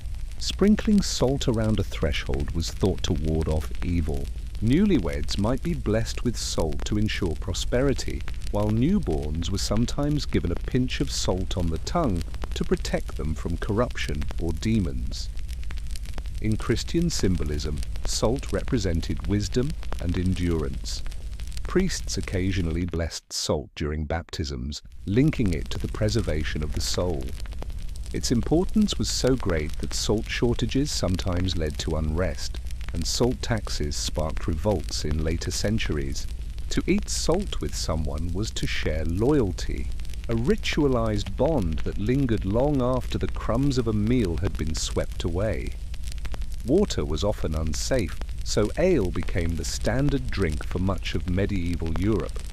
But it was not just a beverage, it was part of ritual custom and community. Ale was brewed in nearly every village, often by women known as alewives, whose craft was a mix of skill and superstition. To share ale was to seal fellowship. Deals struck in taverns carried weight. as the shared drink symbolized agreement. Festivals flowed with ale, and wedding celebrations required it in abundance. Even funerals involved drinking rituals, with mourners raising mugs in memory of the departed, blending grief with the binding power of shared drink. Ale also had its symbolic moments in religious life. Monasteries brewed it both as sustenance and as charity, distributing weak ale to the poor. Some saints were even associated with miraculous ale stories, such as vessels that never ran dry during times of need. In this way, ale was not simply a drink, it was part of the ritual fabric of life from birth to death. Just as feasts glorified abundance, fasts glorified restraint. The medieval church imposed fasting on a massive scale. Lent was the most famous, a 40-day period of abstaining from meat, dairy, and often rich foods. But there were also weekly fasts, especially on Fridays, and countless smaller restrictions tied to saints' days. Fasting was never only about diet, it was about discipline of the soul. To deny the body was to humble oneself before God, stripping away earthly desires in order to focus on prayer. Monks often took fasting to extremes, reducing themselves to bread and water, or even practicing partial starvation as a form of penance. For ordinary people, fasting rules reshaped entire cuisines. Fish became the substitute for meat, leading to a flourishing trade in preserved and salted fish. Almond milk was developed as a dairy alternative for fasting days, showing how necessity could spur culinary creativity. Breaking a fast deliberately was treated not just as gluttony, but as a spiritual failing. Some fasting rituals veered into the bizarre. Accounts tell of ascetics who lived on almost nothing, eating a single seed or blade of grass as a symbolic meal. Others practiced holy anorexia, denying food entirely as a way of demonstrating devotion. These extreme cases were rare but captured the imagination of contemporaries, turning the act of refusing food into a performance of sanctity. There were also unusual restrictions tied to superstition. Certain foods were avoided during particular phases of the moon, or on days believed unlucky. Some people believed eating specific meats could transmit qualities of the animal, bravery from a boar, or lust from a goat, and so avoided them during times of spiritual focus. Food rituals were not only personal acts, they reinforced social order. Food rituals were not only personal acts, they reinforced social order. Lords used feasts to display wealth, while the church used fasts to regulate behavior. To feed the poor on holy days was considered both charity and penance, a way of redistributing abundance while reinforcing the giver's spiritual authority. Guilds and fraternities also wove food into their rituals. A new member might be welcomed with a ceremonial meal, symbolizing their acceptance into the group. Drinking and dining together created bonds that went beyond words, just as fasting together bound communities in shared restraint. Meals in the Middle Ages spoke a language of their own. Bread symbolized sustenance and Christ's sacrifice. Salt represented purity and loyalty. And ale marked fellowship and joy. To feast was to celebrate divine generosity. To fast was to discipline the body in honor of God. Every bite could carry weight. Eating a blessed loaf meant protection. Drinking ale at a funeral meant remembrance. And abstaining from meat during Lent meant obedience. To eat was to participate in a ritual that connected the body, the soul, and the community. In the Dark Ages, food was never just food. It was prayer, symbol, social glue, and spiritual discipline. Holy feasts lit up calendars with abundance, while fasts stripped life back to its barest essentials. Bread bore the sacred body, salt preserved purity, and ale bound communities together in ritual joy. To us, eating may seem like an ordinary act, but to medieval people it was infused with meaning at every turn. In their world, the table was an altar, the loaf a relic, and even the simplest cup of ale a vessel of fellowship. If food and fasting shaped the rhythm of medieval daily life, war shaped its fate. The Dark Ages were turbulent centuries of raids, conquests, and shifting kingdoms. Communities lived under constant threat, and warriors were both protectors and destroyers. But going into battle was never just about strength of arms. It was drenched in ritual, blessings for courage, omens for victory, and strange rites that marked the passage from boyhood to the deadly fraternity of warriors. Medieval warriors rarely set foot on the battlefield without first seeking divine approval. In Christian Europe, priests blessed armies with holy water, sometimes sprinkling both soldiers and weapons before combat. Masses were held at dawn, with soldiers kneeling for prayer, while banners bearing crosses or saints' images fluttered above. Knights swore oaths before battle, vowing to fight in defense of faith or lord. These oaths were not empty words, they were binding rituals. To break one was to risk both dishonor and damnation. In some traditions, knights touched relics, kissed the cross, or placed their hands on sacred scripture before marching out, sealing their vow with divine witness. Pagans, too, sought blessings in their own ways. Norse warriors sacrificed animals before campaigns, sprinkling the blood in ritual feasts to secure Odin's favor. The Celts, according to some accounts, read omens in the flight of birds or the shape of clouds before raising their swords.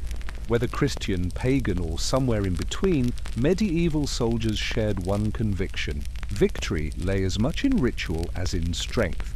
Banners were not mere decorations, they were infused with meaning, symbols that carried divine or ancestral power. The oriflamme, the sacred banner of the French kings, was unfurled in moments of desperate war. Its red silk was said to guarantee victory or vengeance. For Anglo-Saxons, banners often bore crosses or beasts meant to inspire awe. To carry the banner was both honor and burden. If it fell, morale could collapse, so protecting it became a ritual duty. Some armies even prayed specifically for the safety of their standard before battle, as if the fabric itself carried divine protection. In many societies, becoming a warrior was not automatic. It required passage through initiation, rituals that tested endurance, courage, and loyalty. Among Germanic tribes, young men sometimes had to prove themselves through feats of strength or by surviving alone in the wilderness. To return with scars or trophies from wild beasts was proof of readiness. In Norse culture, sagas describe young men joining warrior bands called berserkers or ulfhetnar. Initiation often involved ritualized frenzy, wearing wolf or bear skins, howling, and consuming special brews or mushrooms believed to unlock battle fury. These rites transformed a youth into something more than human, merging him with the spirit of the beast. Christian knighthood developed its own elaborate initiation, the dubbing ceremony. A squire, after years of service, spent a night in vigil, fasting and praying in a chapel beside his sword.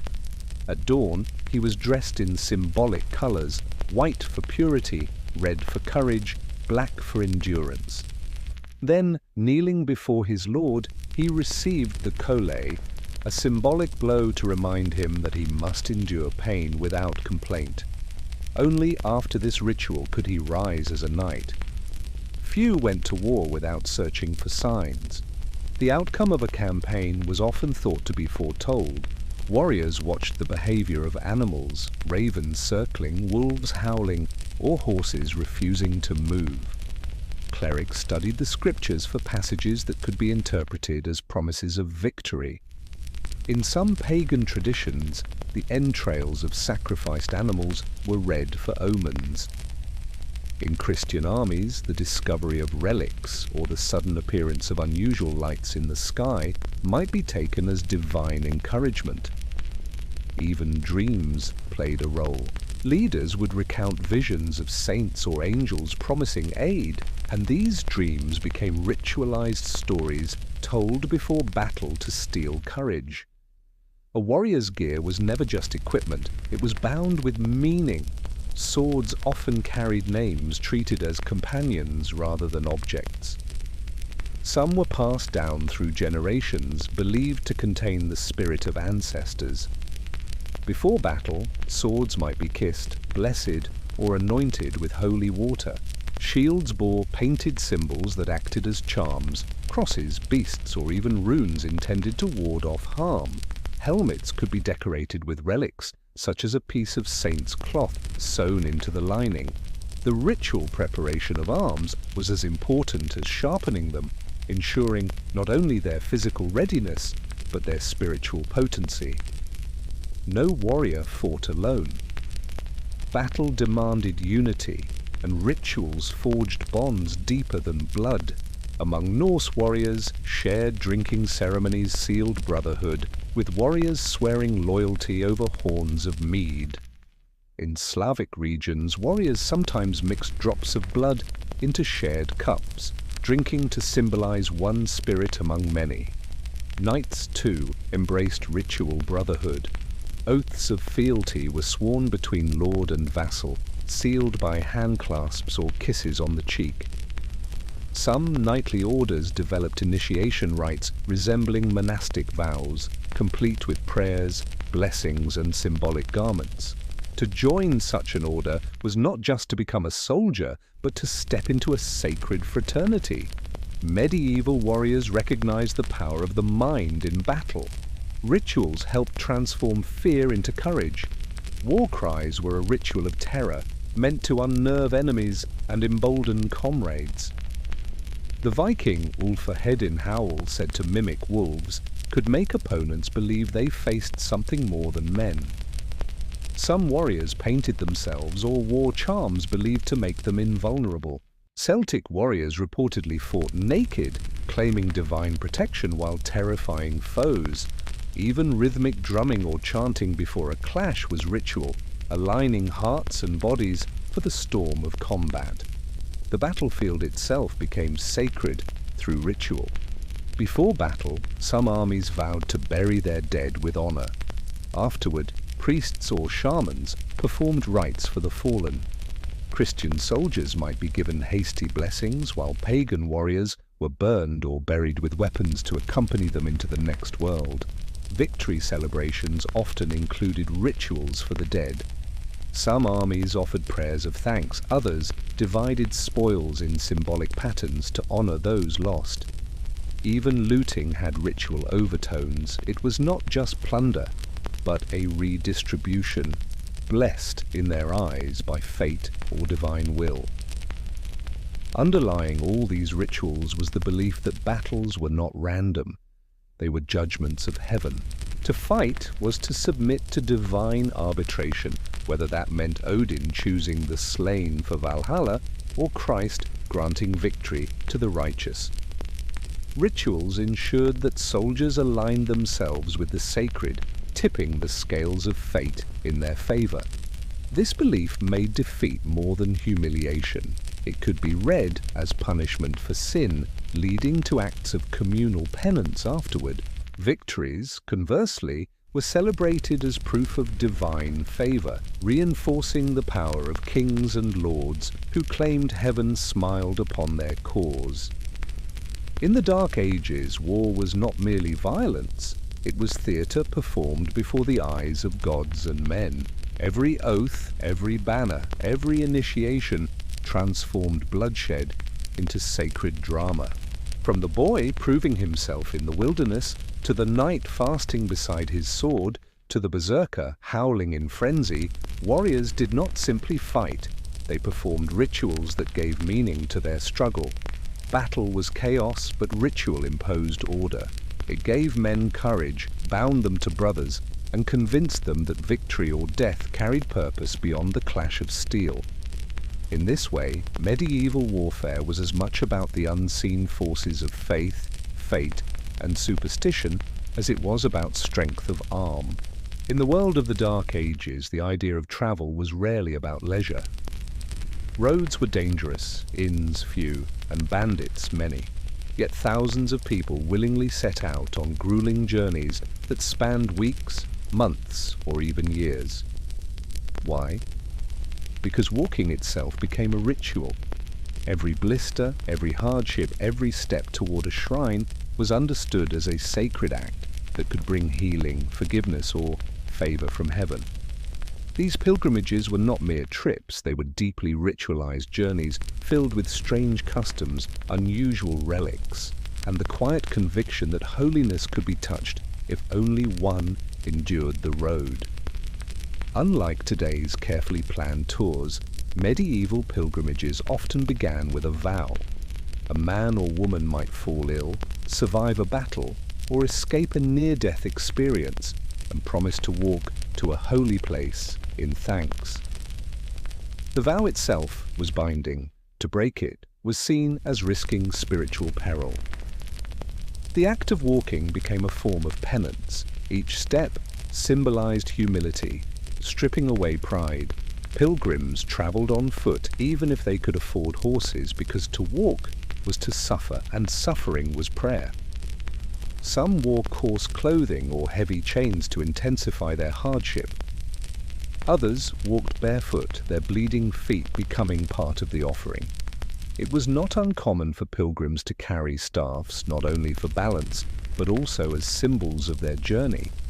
These staffs were often blessed by priests before departure, turning them into ritual tools as much as walking aids. One of the most powerful reasons for taking the road was healing. Many shrines were famed for miracles, water that cured blindness, relics that restored strength, or saints who interceded for the sick. Families brought crippled children to touch holy shrines, hoping for transformation. Warriors wounded in battle made journeys seeking recovery when physicians had nothing to offer. The ritual aspect was crucial. It was not simply arriving that mattered, it was the journey itself. The pain, exhaustion, and endurance were thought to purify the soul, preparing the pilgrim to receive divine grace at the destination. Some shrines loomed large in the medieval imagination. Santiago de Compostela in Spain. Believed to hold the remains of St. James, this became one of the most famous pilgrim routes in Christendom. The long path across Spain was marked by ritual hostels, chapels, and crosses where travelers prayed along the way.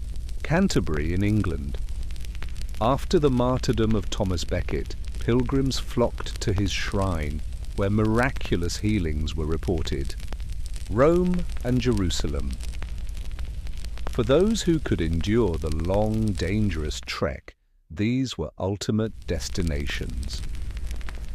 Pilgrims to Jerusalem retraced the steps of Christ, sometimes walking the Via Dolorosa barefoot in imitation of his suffering. Every shrine had its own rituals, lighting candles, touching relics, drinking holy water, or leaving offerings. The act of arrival was not the end, but the climax of a carefully staged spiritual drama. Pilgrims rarely returned home empty-handed. Relics, objects connected to saints or holy places, were at the heart of the experience. Some shrines sold small lid badges stamped with sacred symbols. Worn on cloaks or hats, these badges became proof of the journey, talismans that carried the saint's protection. Other relics were stranger. Pilgrims collected dust, stones, or even vials of water from sacred springs. Some carried home splinters said to be from the true cross, or scraps of cloth claimed to have touched a martyr's tomb. The desire for relics sometimes veered into the bizarre. Chroniclers tell of pilgrims cutting threads from altar cloths, scraping bits of mortar from chapel walls, or even smuggling bones believed to belong to saints. The line between devotion and theft blurred, as possession of relics was thought to bring blessings not just for individuals, but for entire communities. Though the journey was often solitary, pilgrims frequently traveled in groups. Brotherhoods and guilds organized shared pilgrimages, with members walking together under banners. These groups had their own rituals, prayers recited at certain milestones, shared meals at sacred sites, or collective vows. Even strangers quickly formed bonds. The hardships of the road created fellowship, and ritualized greetings often passed between pilgrims. A common blessing was, "God be with you on your way," answered with, "and with you." The exchange was as much ritual as courtesy, reminding both travelers of the sacred purpose binding them. The pilgrimage ritual was not only spiritual, it was also a confrontation with real danger. Pilgrims braved robbers, disease, and harsh weather. In some regions, local lords demanded tolls or forced pilgrims into service. Yet danger itself was woven into the ritual. To suffer and survive was part of the sacred test, heightening the spiritual value of the journey. For protection, pilgrims wore badges or carried letters of safe passage from kings or bishops. Some carried small bells, ringing them as they walked to signal their identity and purpose. The sound itself became ritual, a constant reminder to themselves and others that this was no ordinary journey but one sanctified by faith. The Church often prescribed pilgrimage as punishment for sin. A knight who had killed unlawfully, a thief, or even a wayward priest might be sentenced to walk to a shrine as penance. In some cases, criminals were ordered to travel barefoot, dressed in rough wool, and to beg for food along the way. For nobles, long pilgrimages were also a way to atone for the blood spilled in war. Kings who feared judgment at death sometimes sponsored vast journeys to holy sites, even if they were too old or sick to travel themselves. Paying others to walk in their place became a form of ritual substitution, though some argued it lacked the true power of personal suffering. Returning home was its own ritual. Pilgrims were greeted as transformed, carrying not only physical tokens, but the aura of spiritual renewal. Some were honored in their villages, asked to tell stories of the holy places they had seen. Their relics were displayed in local churches, spreading the blessing of the journey to those who had stayed behind. Even the clothing worn on pilgrimage could take on a sacred character. Cloaks, hats, or staffs were preserved, hung in churches, or kept in homes as protective charms. The pilgrim's identity never fully faded, for to have walked to a shrine was to carry that ritual act for life. Though Christian pilgrimages dominate medieval memory, the ritual act of sacred travel spanned cultures. Muslims journeyed to Mecca on the Hajj, a pilgrimage required by faith and deeply structured by ritual. Jewish travelers sought holy sites tied to prophets and ancestors. Pagan traditions included sacred walks to groves, springs, or ancestral burial mounds, where offerings were left after long, ritualized journeys. The universality of pilgrimage suggests something fundamental, the belief that movement itself, when done with devotion, bridges the human and the divine. At its heart, pilgrimage was about transformation. The road mirrored the soul's passage through hardship toward redemption. The dust, hunger, and fatigue stripped away ordinary concerns, leaving only the ritual of the step. Pilgrims walked not only across landscapes but across the inner terrain of faith, doubt, and endurance. For medieval people, the shrine at the end was holy, but so was the act of moving toward it. The destination mattered, yet the ritual of walking was itself a sacred offering, a lived prayer carved into the earth with every weary footfall. In the Dark Ages, the ritual of pilgrimage stood as a reminder that holiness was not confined to church walls. It could be sought on the open road, in the company of strangers, or through the grit of one's own determination. Every relic gathered, every mile endured, was part of a ritual drama that gave meaning to suffering and turned travel into sacred offering. For the medieval pilgrim, the journey was never just about reaching a shrine. It was about stepping out of ordinary life and into a living ritual, one where the road itself became a prayer and the body became the sacrifice. In the medieval imagination, demons were not abstract forces, they were tangible beings lurking in shadows, slipping into the bodies of the weak and whispering temptations into the ears of the pious. For people of the Dark Ages, illness, madness, and misfortune were often explained not as natural occurrences, but as signs of possession. And when demons were thought to seize control, communities turned to a dramatic set of rituals meant to drive the intruders out. These were the ceremonies of exorcism, half theatre, half battle, and entirely infused with fear and awe. The medieval worldview was saturated with spiritual warfare. Angels fought demons in the heavens, saints warded off devils, and the ordinary person lived caught between these forces. A sudden fit, convulsions, or even violent mood swings could be interpreted as evidence of demonic occupation. This belief gave exorcism rituals a central place in medieval life. They were not rare spectacles, but expected tools of defense woven into the church's response to crisis. From peasants in small villages to nobles in castle halls, the shadow of possession could fall on anyone, and the need for ritual banishment was seen as essential. Only certain figures were permitted to lead these ceremonies. Exorcism was considered a sacred duty of priests and bishops, men trained in the use of ritual words and gestures capable of confronting darkness. The authority came not from themselves but from the church, and ultimately from God. When a priest prepared for exorcism, he did so as though arming for war. Fasting, prayer, and confession often preceded the rite, cleansing him spiritually before he confronted the demonic. To attempt an exorcism without such preparation was thought to be dangerous, leaving the priest vulnerable to attack from the very forces he sought to banish. The heart of exorcism lay in words. Special prayers, known as adjurations, were recited in Latin, commanding the demon to depart. The language was formal, repetitive, and forceful, filled with invocations of Christ, the Virgin Mary, and the saints. The chanting itself carried power. To hear sacred words spoken aloud was believed to wound the demon, forcing it to recoil. Priests sometimes shouted the commands, heightening the sense of confrontation.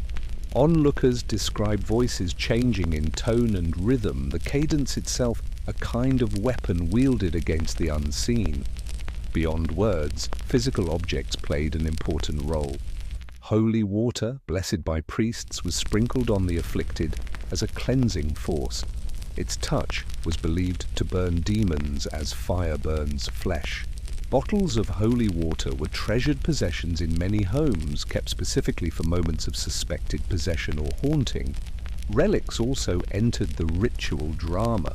Bones of saints, fragments of crosses, or pieces of cloth associated with holy figures were pressed against the possessed. The belief was that the sanctity contained within these objects radiated outward, making the body an unbearable prison for demons. Sometimes entire churches participated. Bells were rung to scatter the spirits, incense burned to cleanse the air, and processions moved through spaces thought to be infested. The ritual extended beyond the person, purging the environment as much as the afflicted soul. Exorcisms were rarely private affairs. Communities often gathered to watch, their fear mingled with fascination. The possessed might convulse, scream, or speak in strange voices. Chroniclers describe cases where individuals spat, cursed in unknown languages, or displayed unusual strength. For those who believed in demons, such manifestations were proof of their reality. Every thrash, every unnatural outburst was read as a sign that the ritual was working, that the demon was being drawn into the open. The ceremony became theatre, terrifying, awe-inspiring, and impossible to ignore.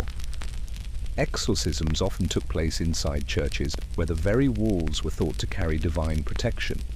The altar was a frequent focal point. The afflicted was sometimes bound before it, the priest circling with relics and incense. Candles were lit, casting flickering shadows that only heightened the atmosphere of dread.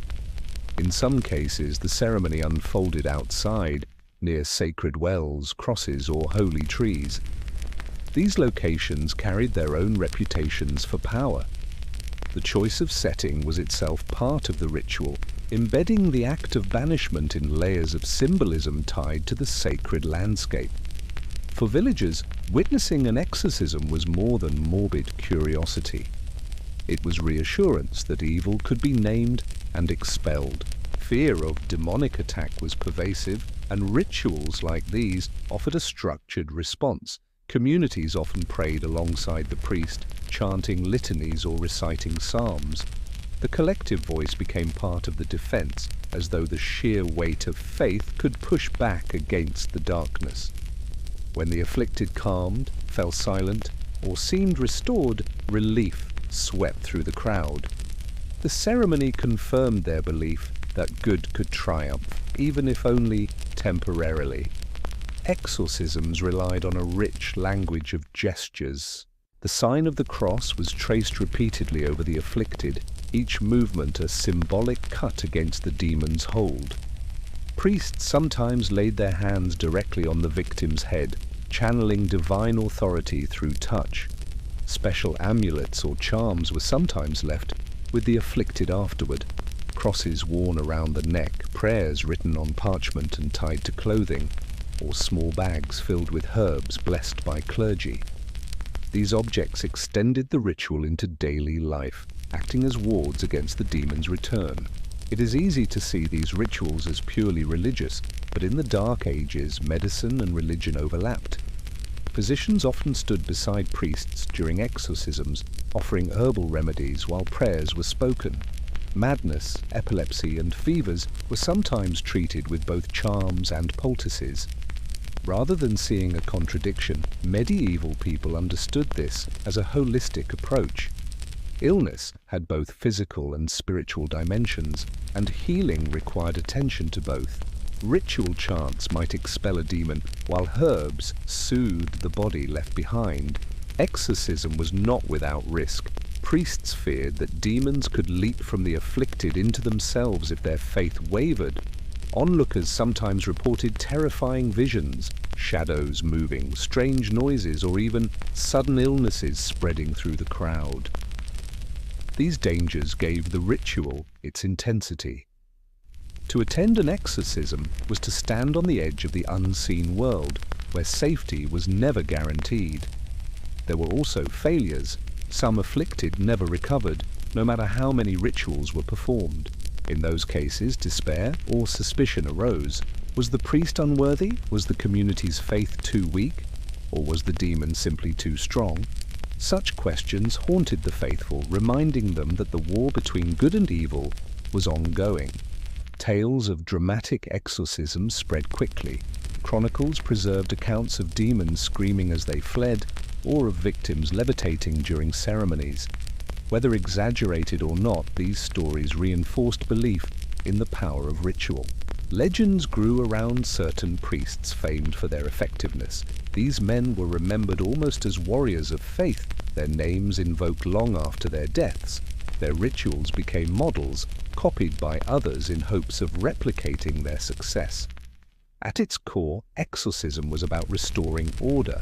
The possessed person symbolized chaos, a body out of control, a soul hijacked. Through chants, relics, and ceremony, the priest reasserted divine hierarchy, returning the individual to their rightful state. For medieval people, the ritual echoed a larger truth. Just as demons could seize a person, so too could sin seize a community. Driving out one became a symbol of resisting the other. Each exorcism was a miniature battle in the endless war between heaven and hell.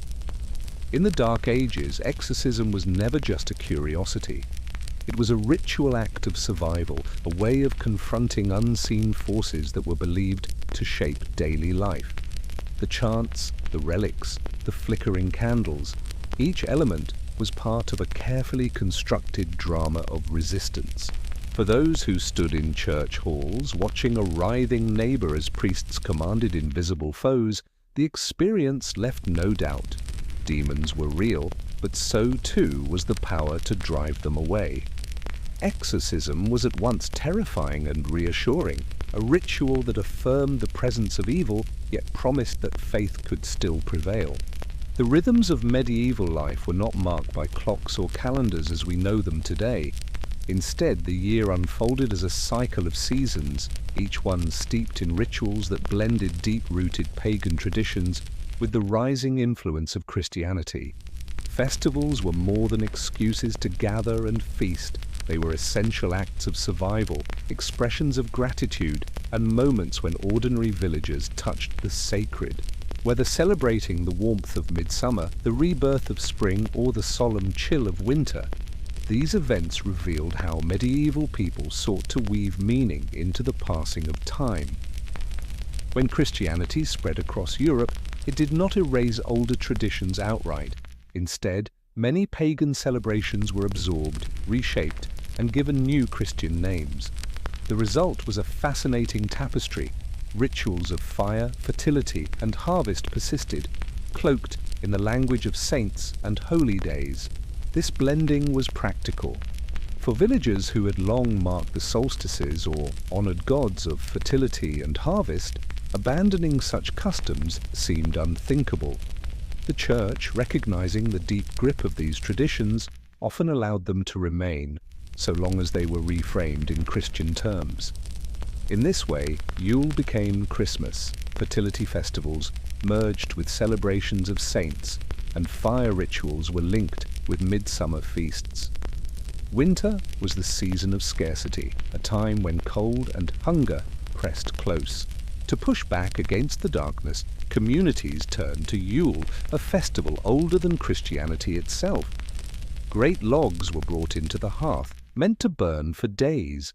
The Yule log was not merely fuel, but a charm, believed to protect the household from evil and ensure good fortune in the year to come. Feasting accompanied the fire.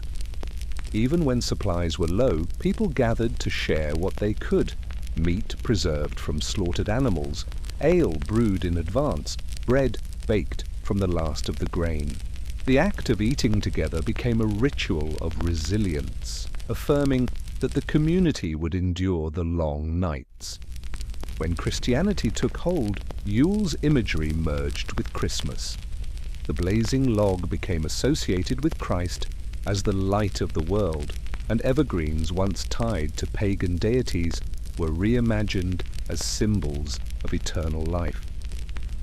Yet beneath the hymns and masses, the ancient rhythms of fire and feast lingered. If Yule was about survival in winter, May Day was about abundance in spring. As flowers blossomed and fields stirred to life, medieval communities celebrated fertility, growth, and renewal. Central to these festivities was the maypole, a tall wooden pole erected in village greens and decorated with ribbons, garlands, and flowers. Dancing around the maypole symbolized the weaving together of life, prosperity, and communal joy. Though later criticized as frivolous or pagan in origin, in the Dark Ages it was a serious act of hope. Villagers believed that honoring the fertility of the land would ensure bountiful harvests in the months ahead. Coupled with the maypole were rituals of courtship. Young men and women often paired off during these festivals, their matches encouraged by parents and watched over by the community. The blending of romantic play and agricultural symbolism made May Day both a social and spiritual cornerstone. Even after the Church frowned upon the overt fertility aspects, the festival endured, cloaked in celebrations of saints whose feast days conveniently aligned with spring. The old magic of renewal remained, simply translated into Christian allegory. When the sun reached its zenith, medieval communities turned to fire once again. Midsummer, often associated with the feast of St. John the Baptist, became a time of blazing bonfires, dancing, and rituals of protection. Bonfires were not merely celebratory, they were protective charms. People believed the flames warded off evil spirits, pests, and sickness that might threaten crops or livestock. Villagers leapt over the fires, a daring act thought to bring health and courage. Ashes from the burned wood were scattered across fields, mingling the sacred with the soil. The symbolism was powerful. As the days began to shorten after midsummer, fire kept the sun's strength alive in ritual form. Even in Christian framing, the festival retained its elemental energy. St. John's feast became not only a holy day, but a sanctioned continuation of pre-Christian fire worship. What these seasonal festivals revealed was not only a reliance on ritual, but an understanding of time itself as sacred. Each season carried its own dangers and hopes: famine in winter, fertility in spring, pests in summer, harvest in autumn. Rituals did not simply mark these transitions, they were active attempts to influence them. Bread, salt, and ale appeared again and again in these feasts, not just as food, but as sacred symbols. Bread embodied sustenance, salt preserved life, and ale carried warmth and joy. To consume them together at ritual gatherings was to affirm the bond between human survival and divine blessing. The blending of pagan and Christian traditions was not always smooth. Some church leaders railed against superstitious practices, dances around maypoles, leaping through fires, or invoking fertility charms. Yet local priests often tolerated them, understanding that such customs held communities together. Over time, many of these rituals were sanctified. Bonfires became St. John's fires, fertility celebrations aligned with saints' feast days, and midwinter feasts were baptized as Christmas celebrations.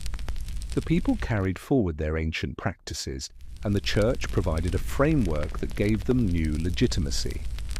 Behind the joy of these festivals lay a hard truth: survival in the Dark Ages was never guaranteed. A poor harvest, a harsh winter, or a plague outbreak could devastate entire regions. Seasonal rituals became coping mechanisms, ways to unite communities and assert control over forces that seemed uncontrollable. When people lit fires on Midsummer's Night or danced around a maypole, they were not merely keeping tradition. They were engaging in a dialogue with the world around them, asking the sun to stay bright, the soil to remain fertile, and the darkness to remain at bay. These rituals gave shape to hope in times when hope was fragile. Ritual festivals also reinforced social bonds. Lords hosted feasts for their peasants during these occasions, reinforcing loyalty while displaying generosity. Villagers gathered in shared joy, mending disputes and strengthening friendships. Young people found partners, children learned traditions, and elders passed down stories. In this way, festivals functioned as the glue of medieval society. They were times when hierarchies softened and joy was shared more equally. Even those on the margins, beggars, travelers, and strangers, often found a place at festival fires. While May Day, Yule, and Midsummer fires were widespread, local communities added their own twists. Some regions hung animal skulls to ward off spirits. Others carried torches through fields at night to ensure fertility. In the British Isles, hobby horses danced through streets, part fertility charm, part carnival performance. Elsewhere, in Northern Europe, villagers crafted effigies and burned them in bonfires, symbolically destroying misfortune or chasing away spirits. These variations revealed the adaptability of ritual. Each community tailored the larger traditions to its specific fears and hopes. The cycle of seasonal rituals in the Dark Ages was more than celebration. It was a profound attempt to weave human life into the fabric of the natural world. Fires lit at midsummer mirrored the sun's strength. Maypoles echoed the fertility of the soil. Yule logs kept hope alive in the deepest cold. By blending ancient pagan customs with Christian belief, medieval people created a year rich with symbolism, one where every season carried rituals to guard against fear and affirm joy. In those bonfires, dances, and feasts, they found not just entertainment, but meaning, a way to endure hardship, embrace community, and believe that the turning of time itself could be guided by human hands. In the medieval imagination, sickness was rarely seen as a purely physical problem. A fever, a limp, a sudden seizure, these were not just signs of an illness, but possible punishments from God, temptations from the devil, or trials meant to test the soul. Medicine, as we understand it today, was a patchwork of herbal knowledge, superstition, and borrowed wisdom from the ancients. But when the body faltered, and the remedies of village healers proved insufficient, many turned to another source, the power of saints and their relics. Relics were not simply objects, they were believed to be vessels of divine energy. A saint's bones, the cloak they once wore, or even the dust from their burial site were thought to radiate holiness. To touch such things or even come near them was to brush against the power of heaven itself. Across Europe, shrines were built to house these sacred treasures, drawing the sick and the desperate in search of miraculous cures. Few relics inspired as much devotion as bones. Entire cathedrals were erected to enshrine them, and pilgrims travelled vast distances to kneel before fragments of a saint's skeleton. The reasoning was clear. If a saint had lived in such closeness with God, their body carried traces of that holiness even after death. A finger bone might be pressed to a fevered brow, or a skull might be displayed for pilgrims to gaze upon. At Canterbury, for instance, the shrine of Thomas Becket drew thousands. After his martyrdom in 1170, stories quickly spread of miraculous healings at his tomb. Reports told of blind men suddenly seeing, cripples rising to walk, and the dying restored to health. Pilgrims scrambled to collect small vials of St. Thomas's water, not really water at all, but a mixture of holy oil and water that had washed over his blood-stained clothes. This liquid became a sacred medicine, sprinkled into cups or dabbed onto wounds with fervent faith. Not every relic was as stark as bones. Pieces of clothing, shoes, or even belts once worn by saints were treated as extensions of their holiness. Touching them was thought to pass on protection and healing. The veil of the Virgin Mary was one such object. Though several churches claimed to possess it, each insisted their version was authentic. Devotees swore that simply brushing against the fabric could cure fevers or protect women during childbirth. There was also the belief in contact relics, items that had touched a saint's body or tomb. Pilgrims often pressed their own scarves, rings, or strips of cloth against reliquaries, hoping the objects would absorb some of the saint's healing virtue. These contact relics could then be taken home and used when sickness struck.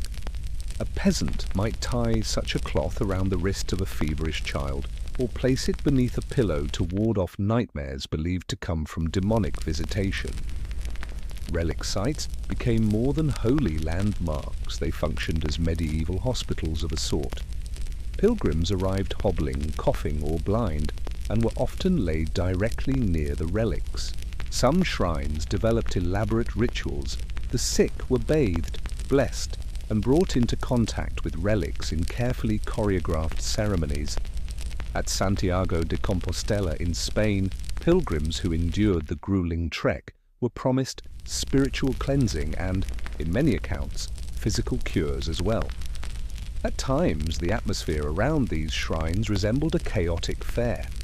Vendors sold tokens, blessed badges, and small ampules of holy oil to take home. Some even hawked dust supposedly scraped from sacred tombs, which could be mixed into drinks for healing. For the medieval mind, this mingling of commerce and spirituality did not seem contradictory. It was simply another way to make the saint's presence more accessible. The belief in relic healing was not sustained by vague rumor alone. Cathedrals carefully recorded miracle stories in official registers. These accounts, often written in detail by clerics, were read aloud to pilgrims to reinforce their faith. They told of paralyzed peasants leaping up after touching a shrine, mothers who carried dying infants only to watch them revive, and travelers whose blindness was lifted after a night of prayer at a saint's tomb. These stories served multiple purposes. Spiritually, they reinforced the saint's power. Socially, they encouraged continued pilgrimage and donations. Politically, they raised the prestige of the church or monastery that housed the relics. A well-documented miracle list was a kind of advertisement, proving that this shrine was not just holy but also effective. While many relics stayed fixed in great cathedrals, others traveled. Processions carrying relics were common, especially during times of crisis. If plague struck, towns might parade a saint's bones through the streets, hoping the holy presence would drive away sickness. In some cases, relics were carried on to battlefields to bless armies, their power believed to protect soldiers or guarantee victory. The movement of relics also spread their healing reputation. A saint's fragment that once only touched one city could, through a traveling display, inspire devotion across whole regions. This mobility, however, sparked disputes. Churches quarreled over ownership, and tales of relic theft, sometimes justified as holy translation, were common. Each community wanted the prestige and healing power that came with possessing a relic. It would be easy to dismiss these practices as superstition, but in their own time, relics coexisted with practical medicine. Monasteries kept herb gardens and produced remedies, yet they also guarded relics. A sick person might be treated with both a poultice of herbs and a relic touch, seeing no contradiction between the two. For many, the boundary between natural healing and divine healing was thin. This blending reflected the medieval worldview. The body, soul, and community were interconnected. Healing was never just about the flesh. It was about restoring balance with God, ensuring that illness was not punishment, but an opportunity for grace. Relics were central to that spiritual logic. They were tangible signs that heaven could break into earthly suffering. Even in the Middle Ages, not everyone accepted the claims uncritically. Some clerics warned against the commercialization of relics, fearing that faith might be reduced to buying tokens. Others doubted the authenticity of certain bones and objects. By the later medieval period, satire emerged, stories mocking the sheer number of claimed relics. Could every church that boasted a fragment of the true cross really hold the original wood? How could so many skulls of John the Baptist exist? Despite these doubts, the devotion persisted. For the average person, whether or not the relic was real mattered less than the hope it inspired. If kneeling before a shrine eased despair and seemed to bring healing, the ritual carried meaning. Today, many of these relics remain in churches and cathedrals, though their role has shifted. They are treated more as symbols of heritage and tradition than as medical cures, yet the echoes of their former power linger. Pilgrims still journey to Lourdes in France, where the Virgin Mary was said to appear in the 19th century, and where the spring waters are credited with miraculous healings. The medieval belief in healing through relics, far from being forgotten, has left deep roots in spiritual practice. In the end, relics reveal how medieval people approached the most human of concerns, illness and suffering. In a world with few reliable cures, the possibility that a saint's bone or cloak might bring relief offered hope. That hope drew crowds, inspired stories, and built cathedrals. Relics were more than objects. They were bridges between heaven and earth, where the desperate sought comfort, and sometimes where they believed they found it. Medieval courts were more than halls of governance. They were theatres of spectacle, stages where rituals turned kings and queens into something greater than human rulers. Every coronation, baptism, or blessing was choreographed to remind subjects that their monarch was chosen not only to rule, but to embody divine order on earth. These ceremonies were not mere formalities. They were performances of legitimacy, designed to weave the ruler's authority into the very fabric of heaven's will.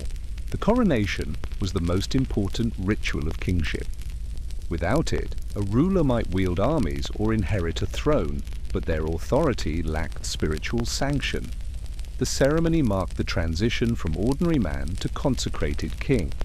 In England, coronations took place in Westminster Abbey, beginning with a procession through London's streets.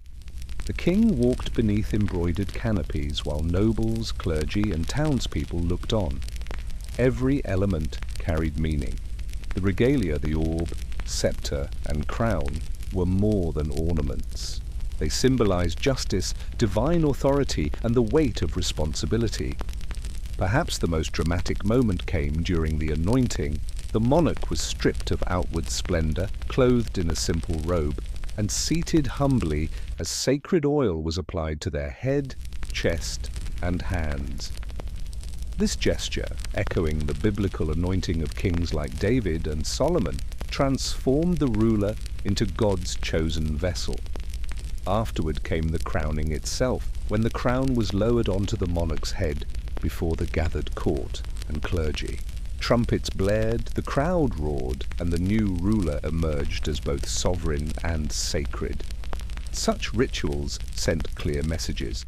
To challenge the king was to challenge divine will. To doubt his authority was to question the very order of the cosmos. Baptism was another ritual that carried immense symbolic weight.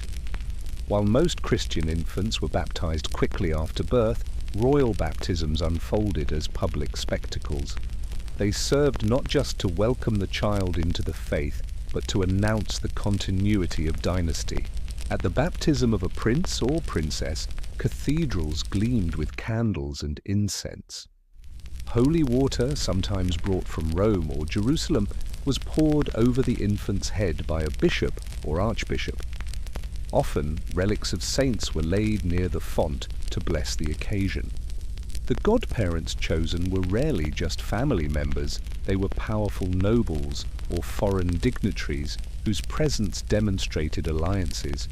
Clothing carried meaning too. Babies were wrapped in white linen symbolizing purity, but the garments were often threaded with gold to reflect their royal status. Music, feasts, and gift-giving followed, extending the baptism into a multi-day celebration. These rituals projected both piety and stability. A baptized heir meant continuity. It reassured subjects that the realm's future was secure, tied not only to earthly politics but to sacred protection. While coronation sanctified the throne, another ritual tied kingship to warfare, blessings before battle. Before armies marched, monarchs often knelt before altars receiving the prayers of priests who called on God's protection. Some rulers carried relics onto the field, small crosses, splinters of the true cross, or saints' bones, believing they would guarantee. These blessings were not private moments of prayer, but public displays. Armies watched their monarch kneel and rise, marked by sacred oil or with a crucifix held high. The message was unmistakable. The war was not merely political but holy, and to fight under the king was to fight for divine justice. The ritual extended into the battlefield itself. Banners decorated with crosses or saints' images were lifted high, transforming military standards into symbols of faith. Kings became not just commanders but warrior priests of a kind, sanctified leaders guiding their people into combat with heaven's approval. Beyond overtly sacred ceremonies, the everyday life of court carried ritual meaning. Banquets were not just meals, but choreographed displays of wealth, order, and hierarchy. The seating arrangement alone spoke volumes. The king at the high table, nobles ranked carefully according to precedence, servants moving in precise patterns. Dishes were paraded in with pomp, sometimes dozens of courses, including exotic imports like peacocks or sugar sculptures. The food was symbolic, lavish enough to show abundance, but also tied to religious calendars. Certain feasts aligned with major church holidays, reinforcing the king's role as both worldly and spiritual leader. Music, pageantry, and storytelling framed these gatherings, turning them into rehearsals of power. To dine with the king was to participate in a ritual that confirmed one's place within the realm's structure. Court rituals were not always about celebrating the monarch. Sometimes they reinforced loyalty by dramatizing submission. Nobles who swore fealty performed elaborate acts of homage. They knelt, placed their hands between those of the king, and pledged loyalty aloud. A kiss of peace often followed, sealing the bond not just as political, but spiritual. This was no small gesture. In societies where rebellion was always a possibility, public acts of submission reminded everyone watching who held authority. Breaking such an oath carried the weight not only of treason, but of sacrilege. Kings and queens also used pilgrimages as public rituals of humility and authority. A ruler walking barefoot to a shrine, dressed in simple robes, communicated both piety and control. It reassured subjects that their sovereign bowed to God's will, while also reminding them that the monarch's prayers carried unique weight. In some cases, these pilgrimages doubled as political theatre. When rulers visited distant shrines, they displayed their authority across wide territories. Processions of guards, banners, and courtiers accompanied them, turning what might have been a personal act of devotion into a spectacle of royal presence. While kings drew the spotlight, queens also underwent coronations or blessing ceremonies. Their rituals emphasized fertility, chastity, and the hope for heirs. Queens were often crowned beside their husbands, presented as partners in rule, but also as intercessors between the people and the divine. Some rituals highlighted the queen's maternal role. During certain coronations, prayers specifically asked God to bless her womb and grant sons to secure the dynasty. The symbolism was clear. Her body was not just her own, but part of the sacred machinery of kingship. Beyond church-centered rituals, monarchs staged grand spectacles to reinforce authority. Tournaments, jousts, and pageants were carefully orchestrated events where chivalry and loyalty were put on display. Knights swore oaths, banners fluttered, and the king presided as the embodiment of order. These spectacles were more than entertainment. They reminded both nobles and commoners of the ruler's wealth and ability to command resources. They also tied the monarchy to ideals of bravery, justice, and divine favor. What ties all these rituals together is the blending of the sacred and the political.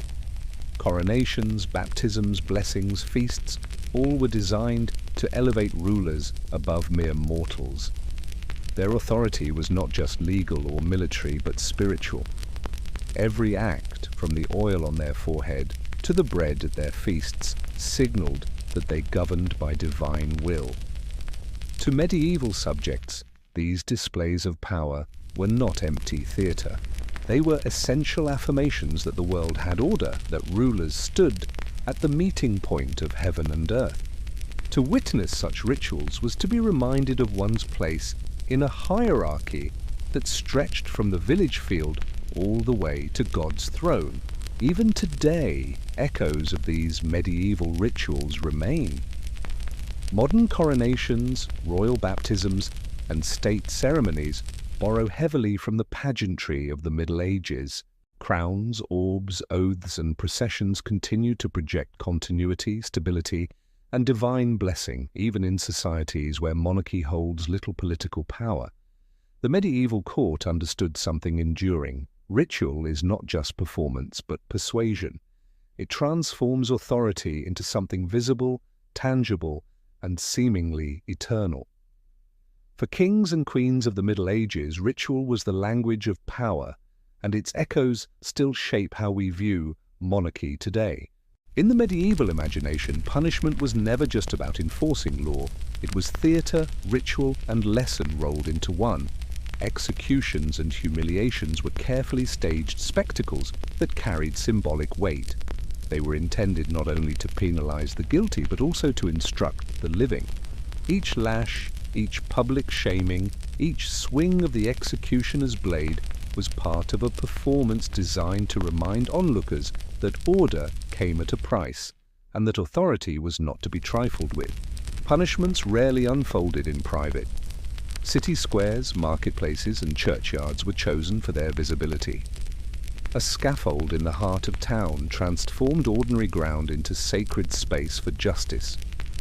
Wooden platforms raised the condemned above the crowd so that every gesture, every word, every drop of blood became visible. Even the timing was symbolic. Executions often took place on market days when towns were full, ensuring maximum witnesses. The law was not only being enforced, it was being broadcast. By turning justice into theatre, authorities etched lessons into the memories of those who watched. The condemned did not simply walk to their fate. The journey to the scaffold itself was ritualized. Prisoners were paraded through the streets, often barefoot, clothed in simple tunics or sometimes in garments meant to ridicule. Bells might toll, signaling the solemnity of the moment. Along the way, clergy accompanied the condemned, urging repentance, offering prayers, or singing psalms. For the crowd, this procession was part of the spectacle. It allowed them to see guilt in human form, stripped of dignity, making the consequences of crime visceral and unforgettable. Once on the scaffold, the condemned often gave a final speech. These confessions or pleas for forgiveness were not spontaneous, they were expected. The act of speaking to the crowd, admitting guilt and warning others against sin, turned the criminal into an unwilling preacher. Executioners, too, held ritualized roles. They were both feared and respected, sometimes seen as tainted, sometimes as instruments of divine justice. Their tools, axes, swords, ropes, were not just weapons but symbols. The beheading sword gleamed with inevitability, the noose swung like fate's own hand, and the block bore silent testimony to countless lives ended upon it. Each act, binding hands, laying head upon the block, raising the weapon high, was a ritual gesture rehearsed countless times before. The moment of death itself was swift, but carried weight beyond the individual. It was a cleansing, a sacrifice offered to restore order. Hanging was one of the most common forms of execution, but it was more than a simple death sentence. The gallows themselves stood as enduring symbols of law. Many towns built permanent gallows at the edge of their borders, looming over fields and roads. Travelers passing by were reminded that crime led only to one place. Hanging was often accompanied by ritual humiliation. Criminals might be dragged on hurdles, a wooden sled, from prison to gallows. Their bodies, once lifeless, were sometimes left dangling for days as stark warnings. Crows picked at the remains, turning the criminal's body into a decaying sermon against lawlessness. For crimes tied to heresy, witchcraft, or treason, burning carried special symbolism. Fire was purification, believed to consume both body and sin. The condemned were tied to stakes, surrounded by wood and kindling. Before the flames were lit, priests might offer one last chance for repentance, giving the ritual a final dramatic pause. Crowds gathered not only to witness punishment, but to watch the sacred theatre of cleansing. Fire, roaring upward, seemed to reach toward heaven, carrying both the condemned and their transgressions. The smell of smoke, the heat of flames, the cries of the dying, these became part of communal memory, binding the crowd together in shared awe and fear. In contrast to burning, beheading was seen as a more noble death, often reserved for nobles or those of high birth. It was quick, clean, and carried its own ritual. The condemned knelt or laid their head upon the block, sometimes given the dignity of choosing their position. The executioner's role here was critical. A skilled headsman could strike true with a single blow, giving the condemned a swift death. But failure, requiring multiple strikes, turned the ritual into horror. The crowd judged not just the criminal but the executioner himself, reminding everyone that ritualized justice demanded precision. Beheading carried deep symbolism. The head, seat of reason and identity, was separated from the body. Often, the severed head was displayed on spikes at city gates, its silent gaze warning all who entered of the price of defiance. Not all punishments ended in death. Many rituals centered around humiliation, turning shame into a visible penalty. Stocks and pillories placed offenders in the public eye, their bodies immobilized while crowds jeered, threw food, or mocked them. This ritual reminded society that disgrace could be as powerful a punishment as death. Floggings, too, were public. The crack of the whip, the blood drawn from flesh, the cries of pain, all became part of the communal drama. The spectacle turned private suffering into a lesson for the many. In some cases, symbolic clothing heightened the ritual. A thief might wear signs advertising his crime, or adulterers might be forced to ride backward on donkeys through crowded streets. The humiliation was deliberate, ensuring the punishment extended beyond the body into the memory of all who witnessed it. Some punishments blurred the line between law and religion.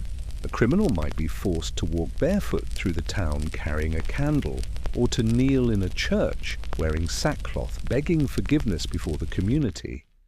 These rituals linked sin against society with sin against God, reinforcing the idea that justice was sacred.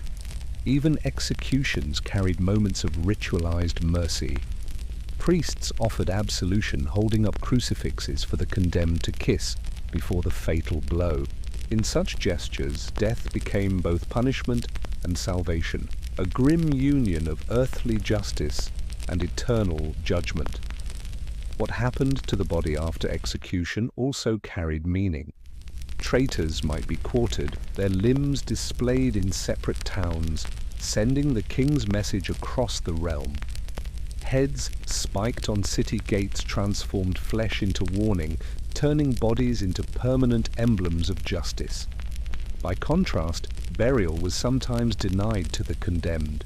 To leave a body unburied was to deny rest, branding the criminal with disgrace that extended beyond death. These practices reminded the living that punishment could reach not only into one's final moments, but into eternity. Punishments and executions were not merely acts of cruelty. They were rituals that bound communities together through shared experience. Watching justice unfold reminded townsfolk of their place in the moral order. The condemned became cautionary figures, their fates etched into collective memory. The repetition of these rituals reinforced authority. Each hanging, each burning, each public humiliation restated the message. Order is fragile, sin is dangerous, and power is backed not just by law, but by spectacle. Though the medieval world is long gone, echoes of these rituals remain. Courtrooms today still carry symbolic gestures, robes, oaths, gavels that draw from this tradition of justice as theatre. Capital punishment, in places where it remains, is still highly ritualized. Specific words are spoken, processes followed, witnesses gathered. The medieval scaffold may have vanished, but its lessons endure. Rituals of punishment and execution were about more than punishing the guilty. They were about making the invisible visible, transforming authority into spectacle, sin into symbol, and justice into drama that could never be forgotten. While grand ceremonies of kings, warriors, and saints filled the chronicles, the medieval world also pulsed with smaller, quieter rituals woven into daily life. These acts did not take place on lofty scaffolds or within echoing cathedrals. Instead, they happened in kitchens, bedrooms, fields, and marketplaces, ordinary spaces transformed by whispered prayers, repeated gestures, and the belief that every hour of the day carried meaning. For people of the Dark Ages, life was never ordinary. The mundane was sacred. Eating a loaf of bread, putting a child to bed, rising at dawn, each act carried ritual weight. In a world where death and uncertainty lingered at every corner, small blessings, charms, and repeated habits became anchors of security. Morning began with prayer. As soon as eyes opened to dim light filtering through wooden shutters or thin cloth coverings, lips moved in soft petitions. Gratitude for waking alive, pleas for protection through the day, invocations of saints, These murmurs were part of rising itself. For many, crossing oneself before setting foot on the floor was as natural as breathing. Farmers might step outside and make the sign of the cross toward the rising sun, linking the start of labor with divine blessing. Children were taught rhymes to recite upon waking, words believed to guard against evil spirits who prowled the night. Even washing one's face carried ritual, dipping hands into water, splashing it across eyes, and whispering charms to ward off sickness or the evil eye. For the devout, church bells marked the rhythm of dawn. Monastic communities woke earlier still, chanting matins in cold chapels, voices echoing in stone halls. But even peasants, hearing bells drift from afar, paused to murmur their own small echoes of that holy chant. Food was never eaten without blessing. Before lifting spoon or tearing bread, hands folded or crossed, and words of thanks rose upward. For the wealthy, long prayers might precede banquets led by priests. For the poor, a quick phrase, "Bless us, O Lord," was enough. Salt, bread, and ale carried special meaning. Bread was life itself, and breaking it carried a weight far beyond hunger. To drop bread on the ground was an ill omen, and many would pick it up, kiss it, and place it high to honor its sacredness. Salt was protection.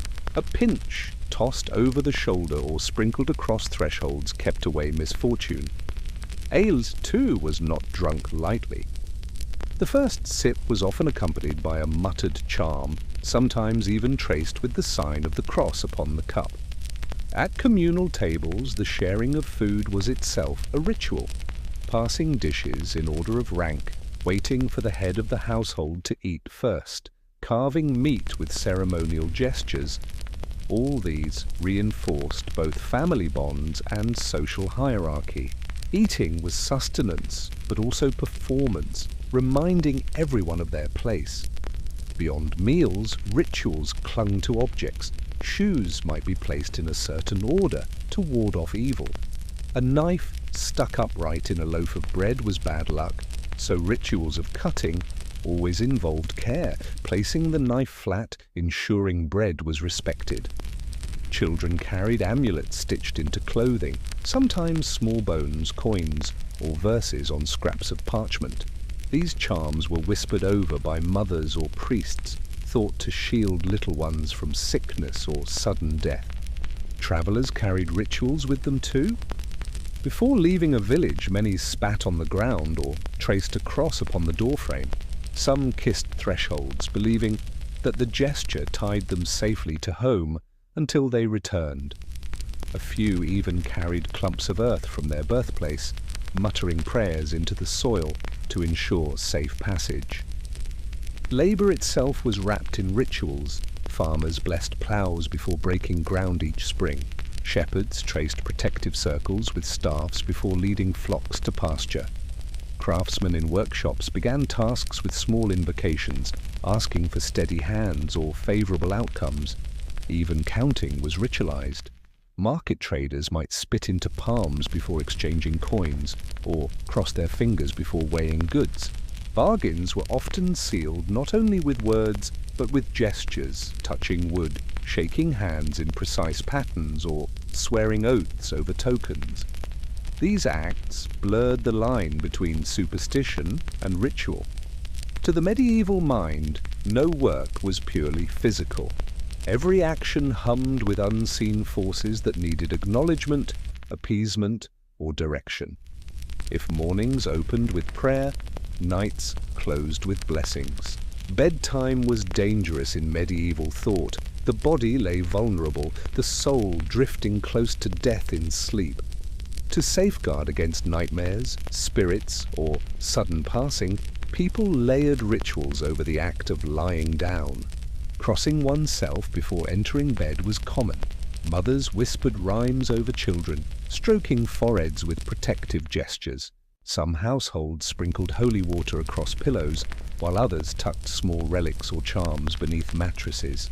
Common folk whispered simple lines like, "Now I lay me down to sleep," long before such prayers became formalized.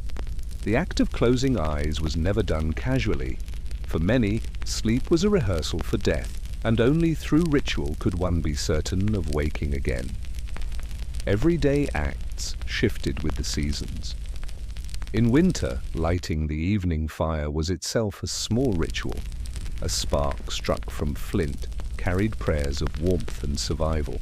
In summer, harvesting began with blessings over scythes, calling on saints to guard workers from injury. Children sang rhymes while skipping stones, not simply for play, but to ensure luck. Women weaving or spinning thread often whispered charms to keep knots smooth and hands swift. Even animals were drawn into ritual life. Cows were blessed before milking, chickens before slaughter, horses before long rides. Through these small acts, the sacred and the ordinary merged. The threshold of a home was one of the most ritualized spaces in daily life. Stepping across it required gestures of protection, crossing oneself, kissing the doorway, or muttering charms. Visitors were welcomed with ritual too, salt and bread offered to guests, water for washing hands, wine or ale to seal bonds of friendship. To sweep a threshold in the evening was thought to sweep away good fortune, so brooms were used with care. Fires too were carefully tended. Letting the hearth go cold overnight was unlucky, so embers were often banked under ashes, while prayers for protection whispered into the glow. The importance of these small rituals cannot be overstated. They provided rhythm in a world where uncertainty loomed large. Illness, war, famine, and death were ever present. By wrapping daily acts in ritual, people found comfort. A simple charm, a whispered prayer, a repeated gesture. These reassured them that forces larger than themselves had been acknowledged. Rituals of everyday life created continuity. They were threads that bound mornings to nights, work to rest, meals to prayers, and individuals to community. Without them, life might have felt chaotic, vulnerable, exposed. With them, even the simplest acts became steady markers of survival and belonging. Looking back, it's easy to dismiss these daily rituals as superstition or meaningless repetition. Yet for those who lived them, they were acts of resilience. They carried emotional weight, shaping the way people moved through time. What seems trivial now, a whispered rhyme before sleep, a charm sewn into a child's sleeve, was once sacred armor against the unknown. The medieval world was harsh, but ritual softened its edges, turning every meal, every dawn, every night into a small ceremony of hope. Of all the moments in life, none carried more mystery or fear in the medieval imagination than birth. It was the threshold where new life entered, yet it was shadowed by danger, blood, and uncertainty. Mothers risked death with every labor. Infants faced fragile beginnings in a world thick with illness and misfortune. To protect both mother and child, communities layered childbirth with rituals, prayers, charms, gestures, and sacred rites, believing that survival depended as much on the spiritual realm as on physical strength. Medieval people saw childbirth as a liminal act, a passage where souls hovered between life and death. Women in labor were considered especially vulnerable to spirits, demons, or the evil eye. To guard against unseen threats, midwives and family members employed protective measures. Herbs were burned in the birthing room, not only for their scents, but for their symbolic power. Rue, sage, and vervain were believed to repel spirits. Iron tools, such as knives or keys, were placed near the bed, their metal thought to drive away evil. Crosses were drawn with chalk on walls or doors, sealing the space as sacred. Prayers and invocations filled the air. Women in pain called on the Virgin Mary, saints of childbirth such as Saint Margaret of Antioch, or local holy figures. Midwives themselves sometimes whispered charms over their hands before touching the mother, believing their touch carried divine guidance. Midwives and their ritual role. The midwife was not simply a medical helper, she was a ritual figure. Chosen often for experience and steady nerves, midwives also carried knowledge of protective prayers, herbs, and sacred gestures. Their authority was spiritual as much as practical. Before beginning, a midwife might cross herself, kiss a relic, or call upon a saint. She sometimes tied protective charms around the mother's arm or neck, threads knotted with whispered words, small relics sewn into pouches, or coins blessed by priests. If birth became difficult, rituals grew more intense. Doors in the house might be flung open, symbolizing an unblocking of the body. Knots in clothing were untied to loosen the passage. Psalms were recited aloud, sometimes sung in rhythm with contractions. The birthing bed itself might be sprinkled with holy water, and if despair loomed, baptismal water could be rushed in to baptize the infant before it even left the womb. Once a child emerged, protection was immediate. Infants were believed to be especially fragile, their souls exposed. Before any celebration, urgent rituals guarded the newborn. Salt was rubbed on the baby's lips or forehead, symbolizing preservation from corruption and evil.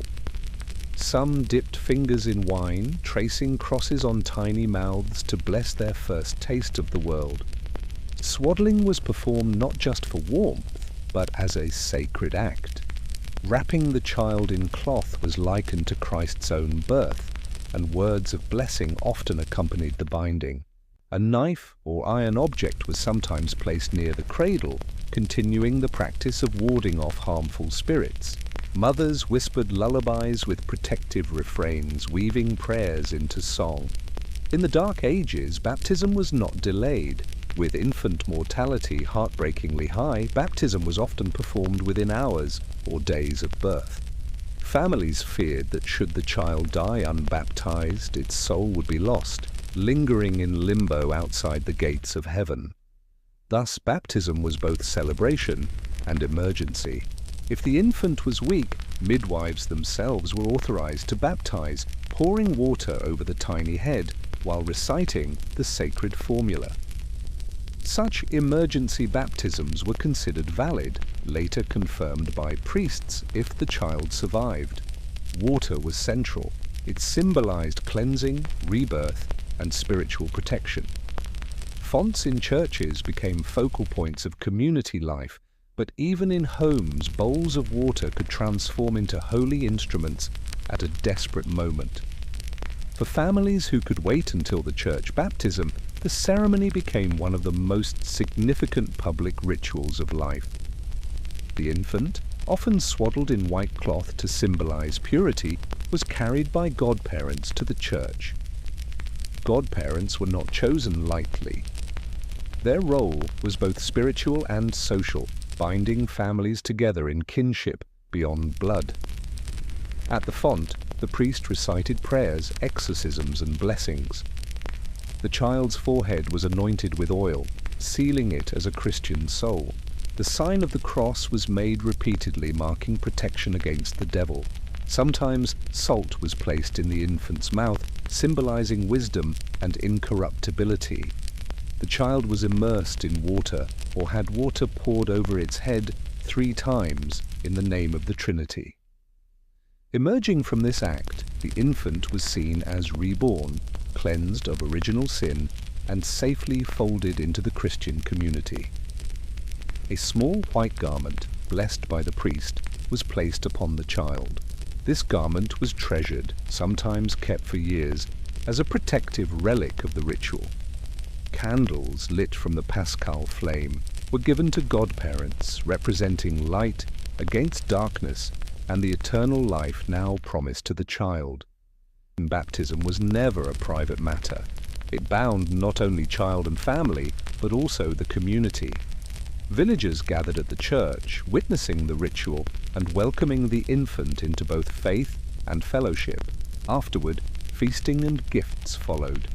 Godparents often presented tokens, coins, bread, or clothing meant to bless the child's future. Families hosted meals where bread and salt again took central roles as sacred foods. For wealthy families, baptisms were grand occasions with rich banquets, music, and displays of power. For peasants, even a modest meal carried deep meaning, sealing the child's entry into communal life. The mother too underwent ritual purification. After giving birth, she was considered ritually unclean until she participated in a church rite known as churching. This ceremony, performed weeks after childbirth, involved the mother entering the church, receiving blessings and being reintegrated into spiritual life. Until then, she often refrained from public worship, spending time in seclusion, both resting and undergoing protective rituals at home. Charms were placed at her bedside, holy water sprinkled regularly, and prayers whispered over her recovery. Churching was not seen as punishment, but as renewal, a way to recognize the ordeal of childbirth and reinstate the mother into the sacred rhythms of community worship. The layering of childbirth and baptism with ritual reflected how medieval people viewed existence. Life began not with biology alone, but with sacred acts. To be born without protection was to risk both body and soul. To be baptized was not merely to join a faith, but to be secured against the vast uncertainties of existence. These rituals framed the first days of life as cosmic events.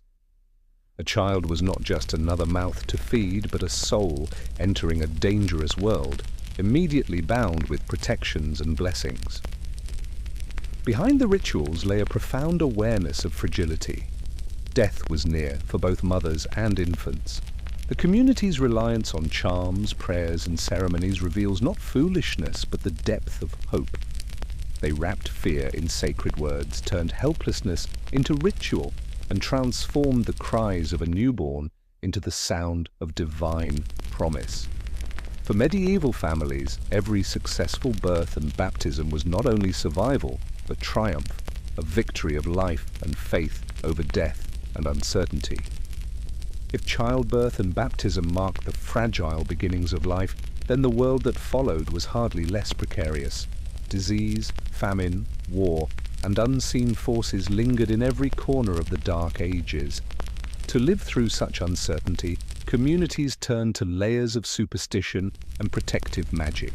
Not the grand rites of coronations or baptisms, but small, everyday gestures, whispered words, and hidden objects meant to hold back the chaos of the unknown. Protective magic, in the medieval sense, was not viewed as sorcery in the way witchcraft was condemned. Instead, it was part of survival. The line between Christian blessing and pre-Christian charm often blurred, creating a patchwork of practices that comforted the anxious and gave shape to hope. Amulets were perhaps the most common form of protective magic. People of every class carried objects close to the body, believing that the simple act of touch created a shield. For peasants, amulets might be humble, a pebble taken from a river believed to be blessed, a carved piece of bone, or a scrap of parchment with a prayer scribbled by a priest. Iron nails, especially ones taken from old churches, were worn around the neck or sewn into clothing. Iron itself was thought to terrify demons and malevolent spirits, its hardness symbolizing strength and permanence. For the wealthier classes, amulets could be ornate. Small reliquaries, tiny boxes containing fragments of saintly bones or cloth, were worn on chains. Gemstones carved with symbols were popular, not for their beauty alone, but for their supposed powers. Garnet was believed to protect against plague, sapphire against envy, and amber against fevers. Children, in particular, were given protective charms. Infancy was seen as a dangerous stage, so mothers often tied amulets of coral, wolf teeth, or small silver crosses around their children's necks. The jingling of bells on infants' wool clothing was not only decorative, but believed to chase away spirits with their sound. Protection extended into the very spaces people lived. Carved symbols etched onto walls, doors, and beams created invisible barriers. One common mark was the hex foil or daisy wheel, a circular pattern cut into wood or stone. Its endless lines were thought to trap spirits, keeping them spinning within the symbol so they could not enter the home. Pentagrams, long before their later associations, were inscribed as protective stars. The initials of the Magi, CMB for Caspar, Melchior, and Balthazar, were chalked onto doors during Epiphany. Ostensibly a Christian blessing, it was also a protective inscription, invoking the wise men as guardians. Even farm buildings were marked. Barns, stables, and granaries often bore scratched crosses or runes to shield animals and food supplies. A cow blessed with carved symbols on its stall was believed to give safer milk, unspoiled by witches or wandering spirits. Protective gestures were woven into the fabric of daily life. Crossing oneself before meals, before leaving home, or when passing a graveyard was more than piety, it was defense. The sign of the cross was the most universal ritual, a simple hand motion believed to repel danger as effectively as spoken prayer. Spitting was another curious practice. To spit 3 times over one's shoulder, particularly the left, was to drive away ill fortune. The left side was considered sinister, linked to evil influences, so spitting toward it symbolically expelled danger. Knocking on wood, a practice still alive today, was rooted in the belief that spirits lived in trees. To knock was to summon their protection or to acknowledge them, ensuring they did not take offense. Gestures extended even to sleep. Some people crossed their shoes before placing them by the bed, believing this would confuse wandering spirits who might otherwise pull the soul from a sleeping body. Spoken charms carried as much power as objects or gestures. Words, whether sacred prayers or ancient phrases, were thought to create a shield of sound. Priests recited psalms of protection, but even lay people knew formulaic words. Whispered invocations before entering dark places, murmured blessings over children, or repeating the Lord's Prayer backward were all believed to disrupt evil. Some communities preserved older pagan chants, stripped of their deities, but still whispered in fields to protect crops or muttered over animals to keep them healthy. Farmers, for example, recited blessings over plows before spring planting, ensuring not only divine favor, but protection against whatever might spoil the harvest. Fire was not only warmth and light, but also a weapon against darkness. Candles, particularly those blessed at Candlemas, were kept in homes to be lit during storms. The flame was believed to ward off lightning, demons, and illness. Bonfires lit on Midsummer's Eve or during Yule had dual purposes, celebrating the seasons, but also driving away malign forces. People leapt over the flames, carried embers to their homes, and even rubbed ashes into their skin as a protective layer. Charred wood from lightning-struck trees was also prized. It was carried in pockets or nailed above doors, its fiery past giving it power to repel future misfortune. Everyday life was surrounded by layers of subtle ritual. Salt was a common tool. Sprinkled across thresholds, it blocked spirits from entering. Placing salt in the corners of a room purified it. Bread, too, was used symbolically. A crust placed in a cradle could guard an infant, and a loaf left on the table overnight served as a quiet offering, ensuring spirits would not trouble the household. Shoes were sometimes hidden within the walls of houses. Archaeological discoveries have uncovered these curious finds across Europe. Shoes, imbued with the essence of the wearer, were thought to confuse or trap harmful spirits. In some regions, witch bottles, ceramic vessels filled with pins, nails, hair, and urine, were buried beneath homes. Though they appear grim, these bottles functioned as decoys, luring in curses or malice and locking them away. Nature itself offered endless tools of protection. Rowan branches were hung over doorways, their red berries believed to repel witchcraft. Horseshoes nailed above thresholds bent their luck-bringing power to human dwellings. Stones with natural holes, called hagstones, were strung on cords and worn as necklaces. Looking through such a stone was thought to reveal spirits or fairies, offering both sight and protection. Even animals were drawn into this magical network. Cats, especially black ones, were sometimes feared, but in other contexts they were revered as protective creatures who could sense malevolent forces. Dogs placed at thresholds were believed to guard not only the body but the soul of the household. Perhaps the most widespread superstition was the fear of the evil eye, a malevolent glare believed to bring sickness, misfortune, or even death. Protection against it took many forms. Children wore charms shaped like eyes themselves, the logic being that one eye repelled another. Mothers spat lightly at their babies, not in scorn but as a symbolic gesture to divert envy. Animals, too, were thought vulnerable. Cows were decorated with ribbons, bells, or painted symbols to prevent their milk from being spoiled by a jealous glance. What is most striking about these practices is how seamlessly they wove together the sacred and the superstitious. A charm might combine a psalm with an old pagan symbol. A relic of a saint could be sewn into clothing alongside a sprig of protective herb. To the medieval mind, there was no contradiction. If God was the ultimate protector, then all things, stones, fire, herbs, gestures, were part of his creation and could be harnessed for defense.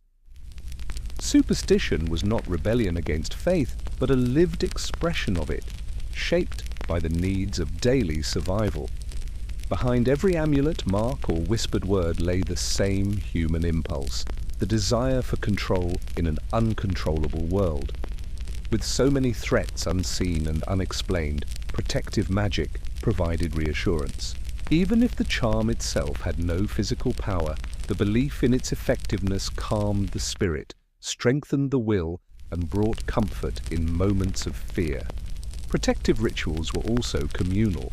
Neighbors shared charms, families passed down amulets, and communities gathered for seasonal bonfires. In this way, superstition bound people together, creating a shared language of hope and defense against the unseen. In the Dark Ages, amulets, symbols, gestures, and charms were not eccentric add-ons to life. They were survival strategies. They gave shape to fear, transformed dread into action, and turned every doorway, cradle, and pocket into a site of defense. While today these superstitions may appear quaint or irrational, they remind us that beneath them lay the same universal desire to be safe, to protect loved ones, and to find meaning in a world filled with uncertainty. For the people of the Dark Ages, every charm tied, every symbol carved, every whispered word was a way of saying, "We will endure." As we close our long wandering through the strange, the unsettling, and the awe-inspiring rituals of the Dark Ages, it's worth pausing to reflect on what all of this means. At first glance, these practices, bloodletting to chase illness, amulets carved from bone, animals hauled before courts, or elaborate purges to banish evil, may seem like bizarre curiosities, relics of a time both alien and irrational. Yet when we look deeper, these rituals reveal something profoundly human. They speak to the enduring themes of fear, faith, and the need for meaning that have followed humanity through every age. The Dark Ages were lived in the shadow of uncertainty. Death loomed in the form of plague, famine, and war. Shadows at night carried the possibility of wandering spirits or demons. A sudden illness, a failed harvest, or a lightning strike could feel like evidence of divine displeasure or malevolent forces at work. Rituals arose as a way to manage this constant fear.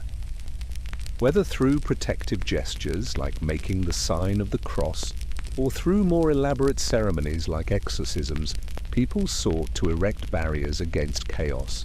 Even the most curious practices, such as burying witch bottles or carving symbols into doors, were responses to very real anxieties. Fear demanded action, and ritual became the tool that gave people a sense of agency when the world felt uncontrollable.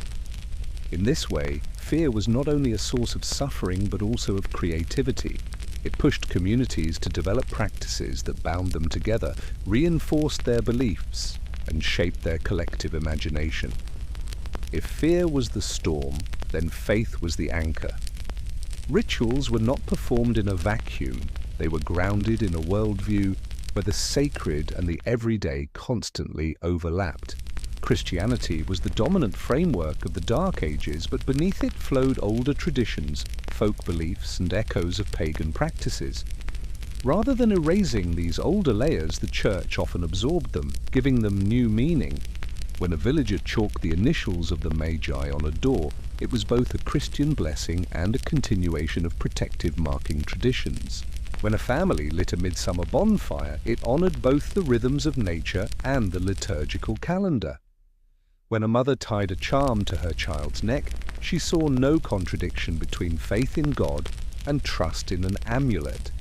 Faith gave shape to ritual, but ritual also gave texture to faith. Belief was not only something proclaimed in church, it was lived daily through countless gestures, objects, and shared actions. Faith was embodied, and ritual was the body through which it moved. Another truth emerges when we study these practices. Ritual was rarely a solitary affair. Even when someone tied on an amulet or whispered a charm alone, those actions were often taught, shared, and reinforced by family and neighbors. Seasonal festivals like Yule or May Day were communal celebrations where fire, dance, and song brought entire villages together. Pilgrimages were long journeys that gathered strangers into temporary communities bound by a shared goal.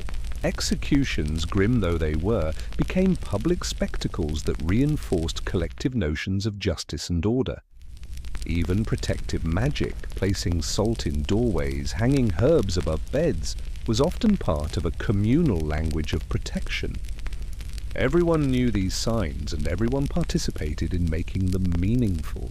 In this sense, rituals were not simply personal shields against fear, they were bonds of belonging. They reminded each participant that they were not facing uncertainty alone, but as part of a wider human tapestry. Perhaps the most striking revelation is that these rituals, no matter how unusual, all point toward humanity's deepest quest, the search for meaning.